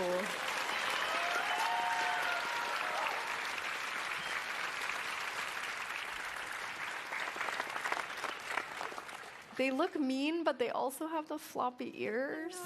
The floppy. They're kind of cute too.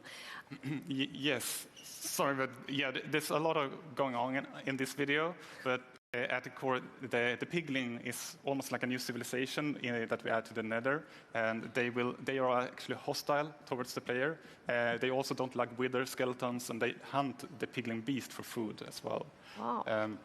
But they do collect gold, and if you, as in this picture, wear gold armor, they will kind of they will ignore you. They won't like you, but they will ignore you unless you open chests or start poking in their stuff. Yes, I really like this mechanic actually. So if you open a chest close to a piglin and they see you, they will get really upset. Yes. But there's actually a good reason why the player wants to approach the piglins, because we will introduce a new kind of trading with them that we call bartering. But it's a little bit different to villager trading. Yeah, because villager trading, the villagers are like, very friendly. The piglins do it in their own way. So it's like you can throw some gold at them, and they will just throw an item somewhere, and then you can go pick it up. So it's more piglin style trading. That's amazing. So will there be new things that they're gonna barter with you? It will, but we will not tell what you can barter yet. Okay. So new things coming to the Nether. That is a lot of Nether things coming.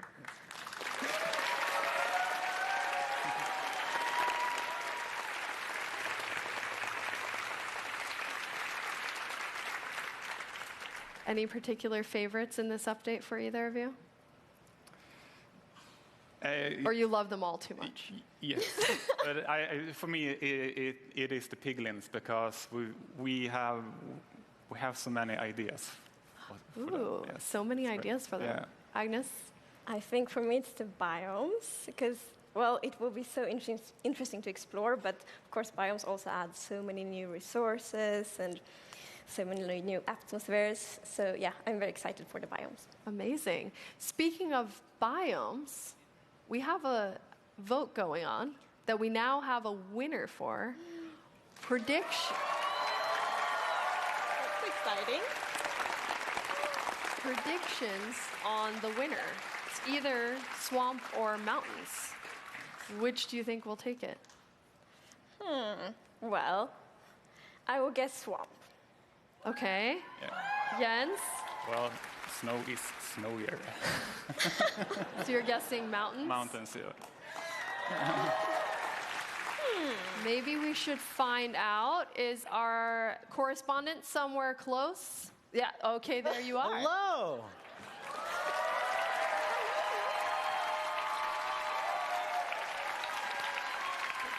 I have the vote right here. They have tallied it. They have double-checked it. Who's going to do the honors? I think it's Jens's turn. You were quick to... Wow. Okay. All right. Let's hear it. Let's hear it. And the winner is mountains. Mountains!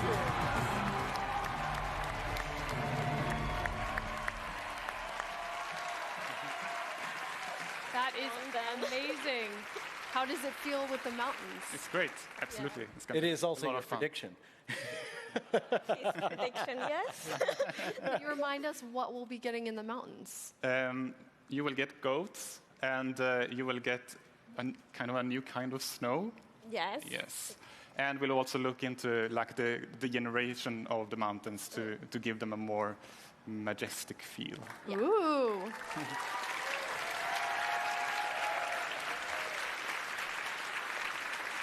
Jens and Agnes, you have given us a ton to look forward to. Thank you so much. Thank you.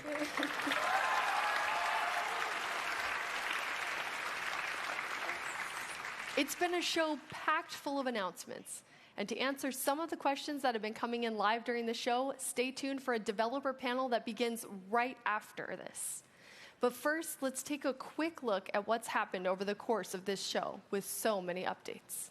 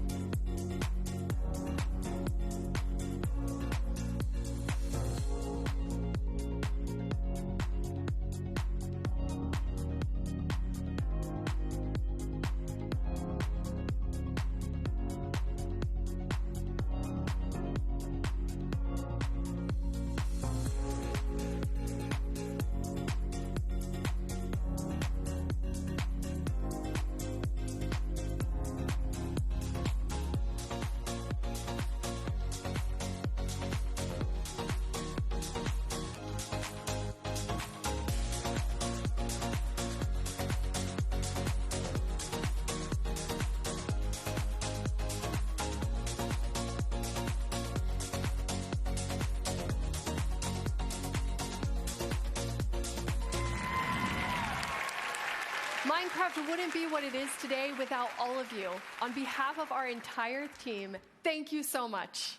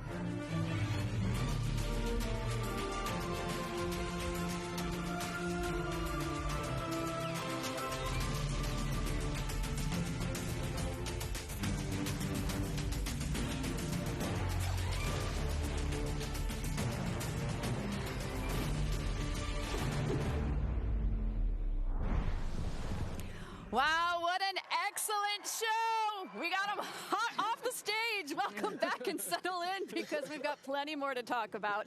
Let's kick off our post-show wrap-up with our developers panel. Thank you, everybody, for joining me here backstage. Excellent job on the show. Thank you. Yeah. As also joining us in a little bit, you know her as one of the hosts of the show and Mojang's Chief Brand Officer, Lydia Winters. But let's jump into the panel first. So, Corey, you work on the vanilla gameplay team. What are your plans for the Illusioner mob? Oh, the Illusioner. Mm-hmm. All right. So the Illusioner has been in the game for quite a while, but it hasn't actually, at least in Java Edition, but it hasn't actually been part of the core game. It's just been there kind of hiding. So I really want to add the Illusioner to the game. We've been wanting to add it for a while, but we didn't have the technical capabilities originally. So we've been working on building up those capabilities so that we can add it in. And I really, really want to see them into raids. I think they would be perfect for raids. I think they would be a great addition to those, and planning that soon, hopefully. Awesome. All right, so next up is Jason. Jason, you're on the platform team for Bedrock. When will complete parity happen? So for every update, we want to actually have each update come out at the same time for both versions, for all the updates moving forward. There's obviously a back catalog of parity differences, and we are working through those as quick as possible. But realistically, we'll probably never have full parity because there are different technical, there's just a different technical platform that each one is on, and there's different design considerations as well. So like on Bedrock, we have to make sure that touch and controller work really well, and sometimes we have to tweak gameplay as a result of that to get everything to feel as good as it possibly can. But we want to make sure, at least spiritually, the games both platforms feel like the same game. And when, if ever, will we be seeing penguins? Because I saw your, that was super cute. Hopefully soon, but we have to convince some people. All right, well, if you need any help, I don't know, maybe I can blow up Twitter or something. We did get the brown mushroom in last year. Yes, we did. Never know. All right, well, our next question is about the character creator, and we have Sarah here. Sarah, will there be additional free options in character creator in the future besides what's in the beta right now? Yeah, absolutely. So kind of as what Jared had spoken to earlier, there's stuff you can get through achievements, but then in additional to that, there's going to be more free stuff that people will be able to get over time. Nice. All right. So now let's go to a question about Minecraft Earth, and we have the game director Torfi here to answer. Torfi, is there a limit to the number of people who can participate in an adventure? Yeah, there's a limit. It's kind of like the limit with elevators. It's like how many people you can physically squeeze together, because you actually have to be there in the same place. Yeah. You can't play an adventure together from different houses or different cities. You have to actually be in that park at that time. The cap actually is 40. It's just a number we typed in. We were testing it, and it could go higher and higher and higher. We were just afraid what would happen if more than 40 people would pile up on each other on a 3 meter by 3 meter square. So 40 was the safe spot? I mean, yeah. 40 is still a lot of people. Yeah. That's kind of a luxury problem to have. Yeah, totally. You usually don't hear about it working out that way. No. How does the game determine who's playing with you? Well, that's actually quite simple. The game determines who is in the adventure simply by who's there. So if I'm in that park at that time, now remember or not remember, I haven't told anyone, but now you can remember after I tell you now, that the game spawns the adventure, let's say, in your park, and it's only there for like 10 minutes.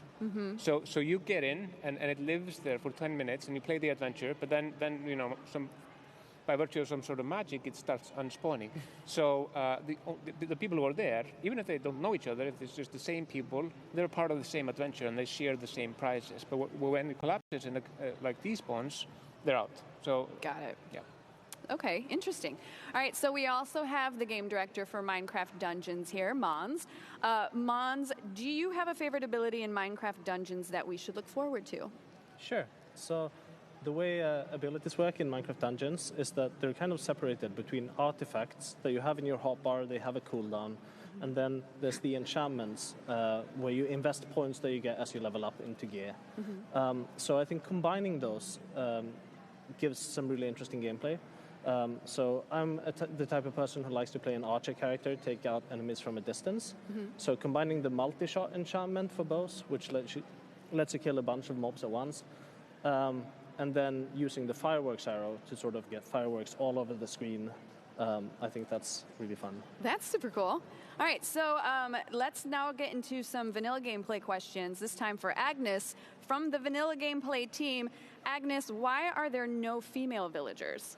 Okay, yeah. So the reason is that we actually don't have any genders at all in Minecraft. I mean, I am aware of that the existing villagers do look quite much like men, but they are not actually. It's more for historical reasons that look like men. And we also, when we made all the new villager skins for the Village and Pillage update, we really thought a lot about making sure they were neutral to show that we don't have any genders. Very nice. All right, so we have a question for Frederick from the Realms team. Frederick, will we be able to use the content that we get from Realms Plus in places other than our realm? Yes. Like the content that is included in Realms Plus is it's available just as any other marketplace content. If there's a skin, you can equip it and you can play on it on the realm, but you can also play it on locally or with your friends if you have a server. And if you have content already on your realm and you want to try out some other piece of content that's included, you can just download it and play it locally and offline. That's great. Yeah. So once you've got it, you can utilize it pretty much wherever. All the 50 pieces of content that is included, you can use it wherever you want. Awesome. All right, so some general questions. So whoever wants to dive into these, that's totally fine. First up is, which feature was the most fun for you to add into Minecraft? You. I would say, there are so many features that I worked on in Village and Pillage. A lot of them were really fun, but I think the overall most fun was the simplest one, which was brown mushrooms. Because at the last Minecon developer panel, somebody asked why we didn't have brown mushrooms, and I just kind of went out and said I would add them. So now you were forced to. I didn't really talk to the team about it. I just kind of went ahead and said that, and then it was okay. We ended up adding it, so I'm going to go ahead and say that the Illusioner will be this year's brown mushroom. Very cool. Oh, very cool. Sorry, guys. Okay. Anybody else has a particular favorite that they want to talk about? I loved working on the entire Update Aquatic, but especially on Update Aquatic, the tropical fish. It was kind of funny, because initially we were like, we're just going to put a clownfish in there, and we're working on the coral, and I'm like, corals have way more color variations in this and stuff like that. And I was like, hey, what if we made like 16 colors of fish? And then I'm like, well, what if we had like 2 shapes? What if we had 16 colors of stripes? What if we had this? And then we had like 3,500 different patterns of fish or something. So it kind of grew up, but it was so much fun to do that. And I love seeing that, like how it turned out in the reefs as a result. Personal question off the top of my head, just because I'm curious about this, but there's so many options in order to build things and be creative in Minecraft. Do you ever find yourself having to pull back? And then if so, how do you make those decisions? Yeah, so just the easy one off the top of my head, y'all. That's how good I am. Anybody want to go for that, or did I scare you all? When you're working on, I work on vanilla Minecraft. So when you're thinking of features for vanilla Minecraft, you could go as you kind of think big and then you shrink it down to what will actually fit in vanilla, because you could go super crazy and think about the craziest, funnest thing possible. Yeah. But that might not fit in the game. It might not work for all player types, and you kind of have to shrink it down. That happens for almost every feature, actually. Really? Yeah. Okay. All right, so it's always a bit of a give and take. Definitely. The key thing is making sure we get all the features that do make it in to be as polished as possible. Mhm. Like we could put twice as many things in there, but they're not going to have the polish that we'd have otherwise. Yeah. So Yeah. by keeping the updates tight, we can make everything be amazing. Yeah, and I would also say that it's also No, sorry. okay, all right. Important that that whatever you put in there doesn't have just like one function. Like you generally, if you add the block or you add them up, they should have like multiple functions and be connected to multiple systems. Like we have this new chicken in Minecraft World called the Clockshroom, and the Clockshroom actually loves to hide in the darkness and lays mushrooms. And it was actually a problem when we were testing it. I don't blame it. I put a bunch of them on a build plate, and I was like turned back and I looked back, and they were all gone. We thought it was a bug, and we started debugging it. But we realized later they had found a small crack in the ground, like a little tunnel into the ground, and I started digging, and they were all hiding like in a little hole. Because they're ashamed that they're laying mushrooms. I think to Toffee's point as well, so we really think about when we add these things, like you have with the Clockshroom, and like when we add things to dungeons, about how it fits into Minecraft as a whole, right? So we have loads and loads of ideas, obviously, and they all go into sort of a phase of pruning, and then we take the things that feel like they really belong in the game, and then we add those. Very cool. Agnes, did you want to finish your thought? And then the next question actually is for you too. Okay, no, sure, but I can finish this one. No, so, yes, related to this, we work a lot, very iterative and with prototypes, and to make sure that it's actually fun in-game. So we make sure to implement all the things very early, so we can test in-game and then decide based on how it feels in-game, what should stay in the update and what should be removed. And it's also not a failure if we, for example, remove a prototype. That's part of the process to make sure that we really have fun things that we deliver. All right, well, so the next question for you actually is a Twitter question, and it is, will you update all 3 biomes eventually, but first the one that got voted, or only the one that got voted? We will update all of them eventually. So, yeah, but mountains will be first. Very cool. Good, because that's the one I voted for. Totally did. I was back here while you guys were on stage. I'm like, I'm going to go. I voted for swamps. But I really you lost. I did. But I like mountains.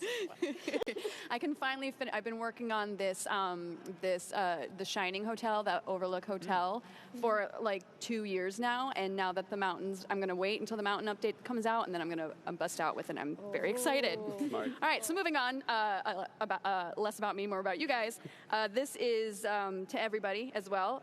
What is the funniest bug that you've ever encountered? Kind of going off of what you were saying about the Clockshrooms. There was one in the character creator for a while where, when you loaded up the game, for whatever reason, they would blink, and then it would get faster and faster and faster and faster, just constantly blinking. It was the most oh my god, they're possessed now. It was frightening. That sounds amazing. You should have left that in. I know, right? It's definitely a feature, especially in the lineup of 5, on the carousel. Yeah. It was so bizarre. That's super creepy. I love it. Anybody else has a favorite?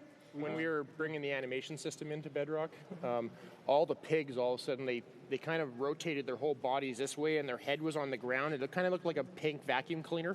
And they were running around the world like that with their heads scraping the ground. It was the funniest thing. I really like all this, yes, when the mob's models gets weird, which they kind of always get when we add a new animal to Minecraft, because it's, at least in Java, it's super tricky to add them. So it's often the head is there, and the legs are up on the back, and it just looks super weird, and they walk around.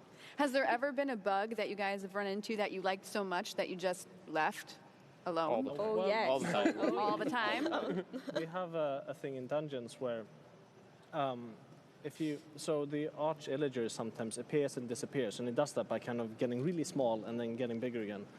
And so we had this bug where if you shot him while he was really, really small, the arrow would scale up with him. And suddenly when he's big again, there's this giant arrow shooting out of him. Now in the game we have an enchantment called Growing, so if you shoot, the arrow kind of gets a little bit bigger. Oh, that's cool. Oh, good problem solving. All right, so this one is for everyone, and it also is from Twitter. What are your favorite mobs? Okay, I actually might be a weird answer, but I really like sheep. That's totally that's fine. Yeah. And I like when I play myself. I think, well, maybe except horses, sheep as mobs I have most. Like in my big town I'm building, and I'm using a lot of color their wool, so I can build funny, colorful buildings with it.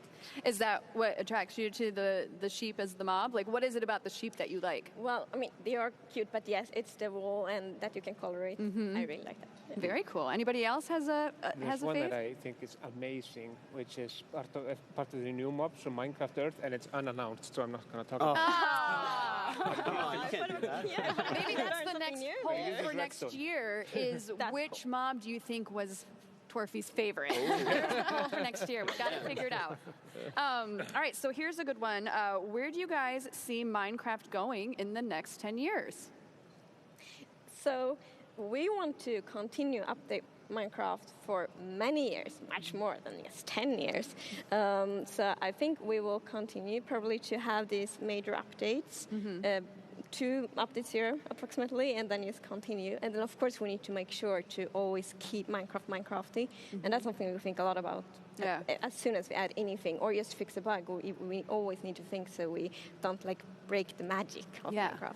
No, I think that's brilliant. We were actually talking yesterday about how at this point Minecraft is pretty iconic. So I feel like it's it's here to stay and it's always going to remain relevant. Does anybody else have any specific things that they think are gonna Minecraft in 10 years? I mean, you're in a unique position because you've got dungeons, and that's a whole different ballgame of sorts. So from our perspective, I'm excited about all the new games coming out. Both Earth and Dungeons, I think, are exciting, and I'm looking forward to that happening.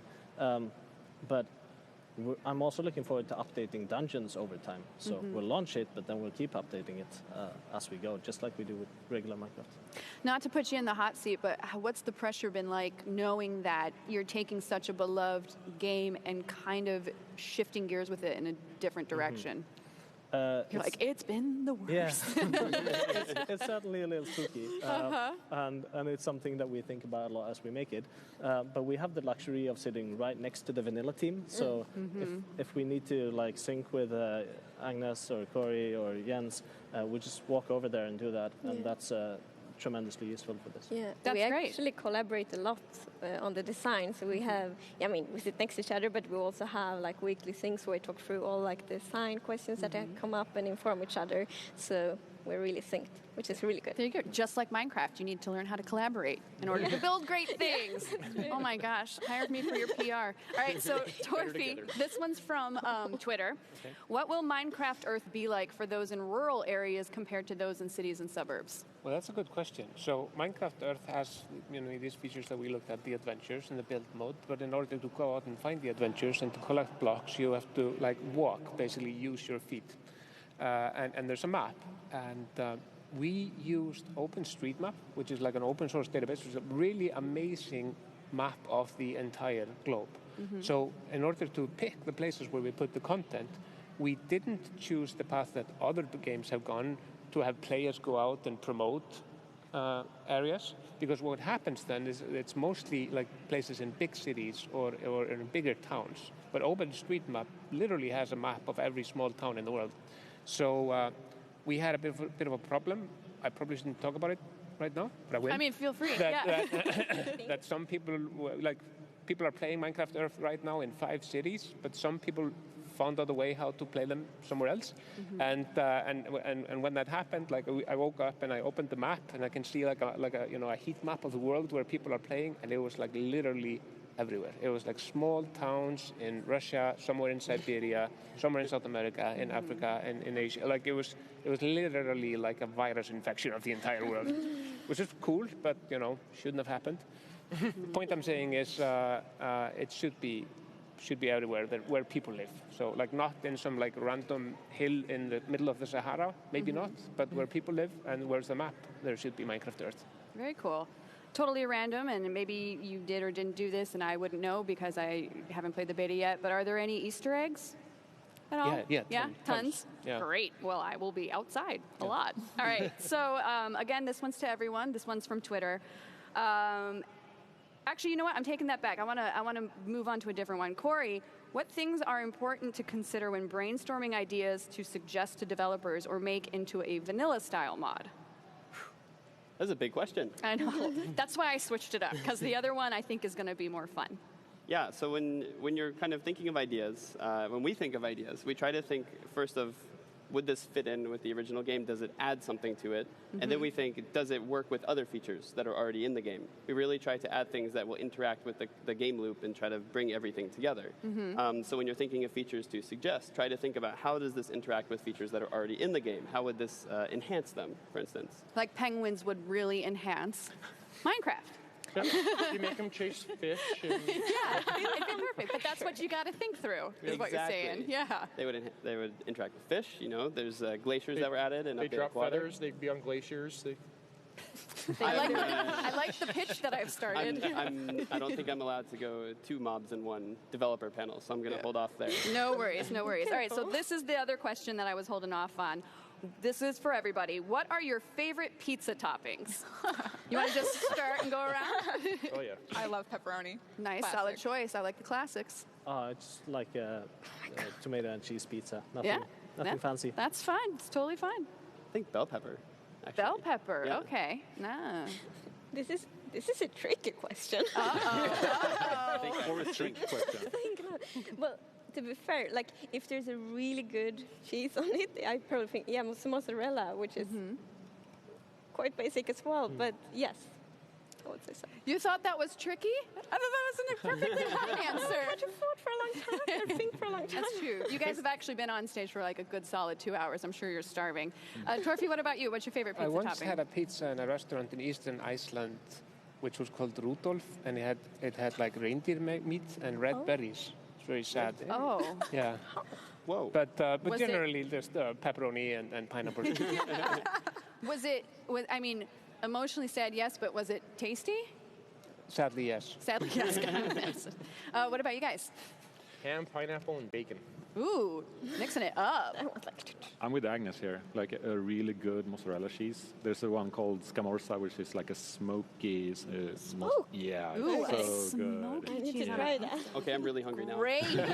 I know, me too. I'm like, got the shakes. I'm like, oh, let's get some food. All right, so last question. I know we briefly touched upon it before about the biome, but let's talk about the result of the biome vote. How do you guys feel about mountains being in this year's winning biome? I mean, we know you wanted swamp. Yep. Yeah, but I'm super happy about mountains as well. I mean, we like all of them. Otherwise, I guess we wouldn't have them in the vote. So no, it will be great, and I'm excited to start prototype on it and see what will happen with them, with like the cooler mountain generation and things like that. Yeah, fantastic. Everybody else? I've been campaigning internally for goats for about a year now. Yeah. So I'm ecstatic that mountains won. Yeah, and Team goats. I think that one of the best things about vanilla is that we've been doing recently is taking the features that have been there for a long time and then kind of updating them. So it'd be really nice to give a fresh coat of paint to the mountains. Fantastic. You guys too? Are you on board for the mountains? Yeah, 100% all on, Team Mountain Goat. You're like, I'm in a dungeon. I don't. Yeah, I think it'll be good. I'm a little bit sad about not seeing the frog, but the frog was cute. You will. All right, that's a solid point. The frog was super adorable. Well, thank you guys so much for joining me, and congrats again on such an excellent show. You did an amazing job up there, and I'm looking forward to seeing the new updates. Before Lydia Winters joins me backstage, let's take a quick look at some of the highlights from Minecon 2019.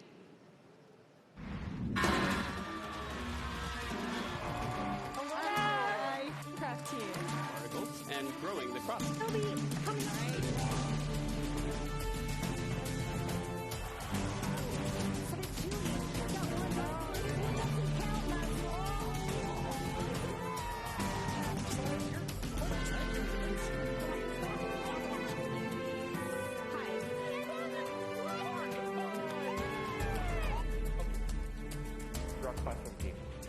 Flower. Or place a torch.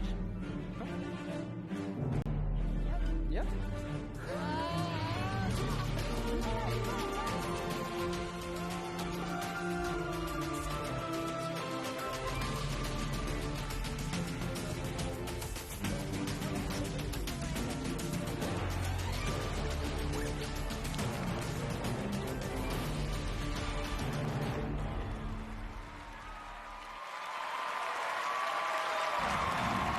Welcome back, everyone. everybody, and welcome, Lydia, and congrats on an excellent show. How are you feeling now that everything is wrapping up? It feels amazing and surreal, and it's hard to describe. It's something you've been working on for so long, and then the show happens so quickly, you're like, oh, I need to watch it back so I can actually live it. Yeah, it's kind of like a wedding. You do all this planning and then it happens. You're like, did that just happen? But you loaded us down with amazing content. I was enjoying myself the entire time. What was your favorite moment of the show? I know it's a hard one choice. because it's like all, Do you want to split them up in two? What was your favorite, game-related announcement? I can't. This is like choosing kids, I would imagine, if you have them.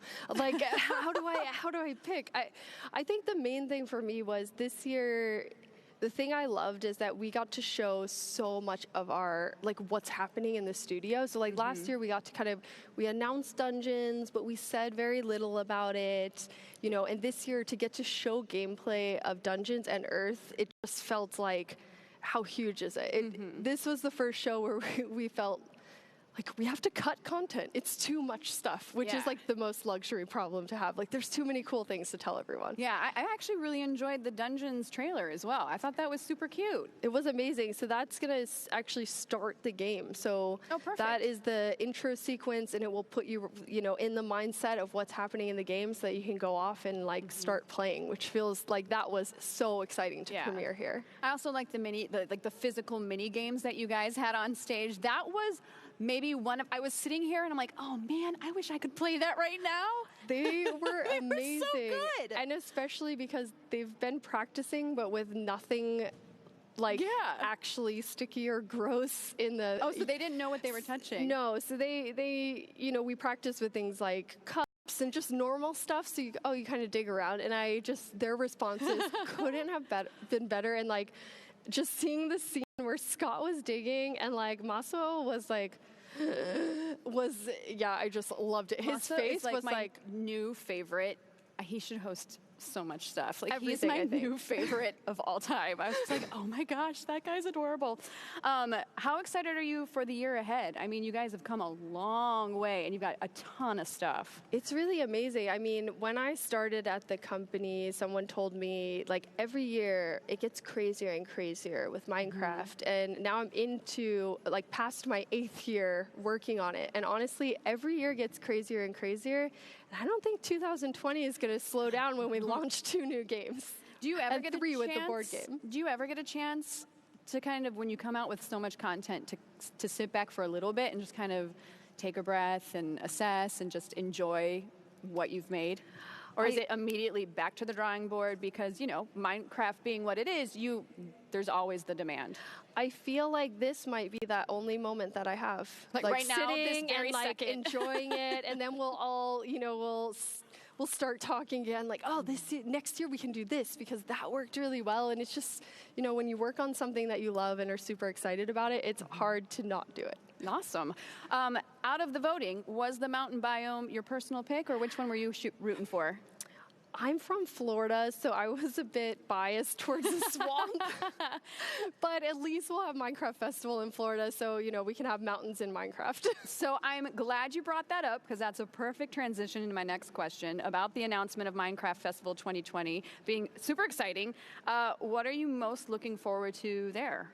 I think it's always awesome when we get to spend time with the community because our players are so important to us and at the heart of everything we do. So when you get to be around people who are so excited about Minecraft, it's very, very contagious. So I think it's something that we missed getting to meet with people, and now to combine sort of the original Minecon of having an in-person thing with this amazing show and really think about how do we take everyone on a journey. So I'm really excited about it. That's and it's in awesome. Orlando, so again, There you go. back to my Florida roots. Yeah. So my mom is very happy. Oh, awesome. You're going to hang out with the They'll parents. just be happy to get to come. That's fantastic. Well, thank you so much for joining me in the after show. To the folks at home, thank you for joining us backstage today. I've had an absolutely wonderful time bringing you a little peek of what's to come for Minecraft. It has been an excellent Minecon Live 2019, and we look forward to seeing you all next year. Have a good one, and bye. Bye. Thank you.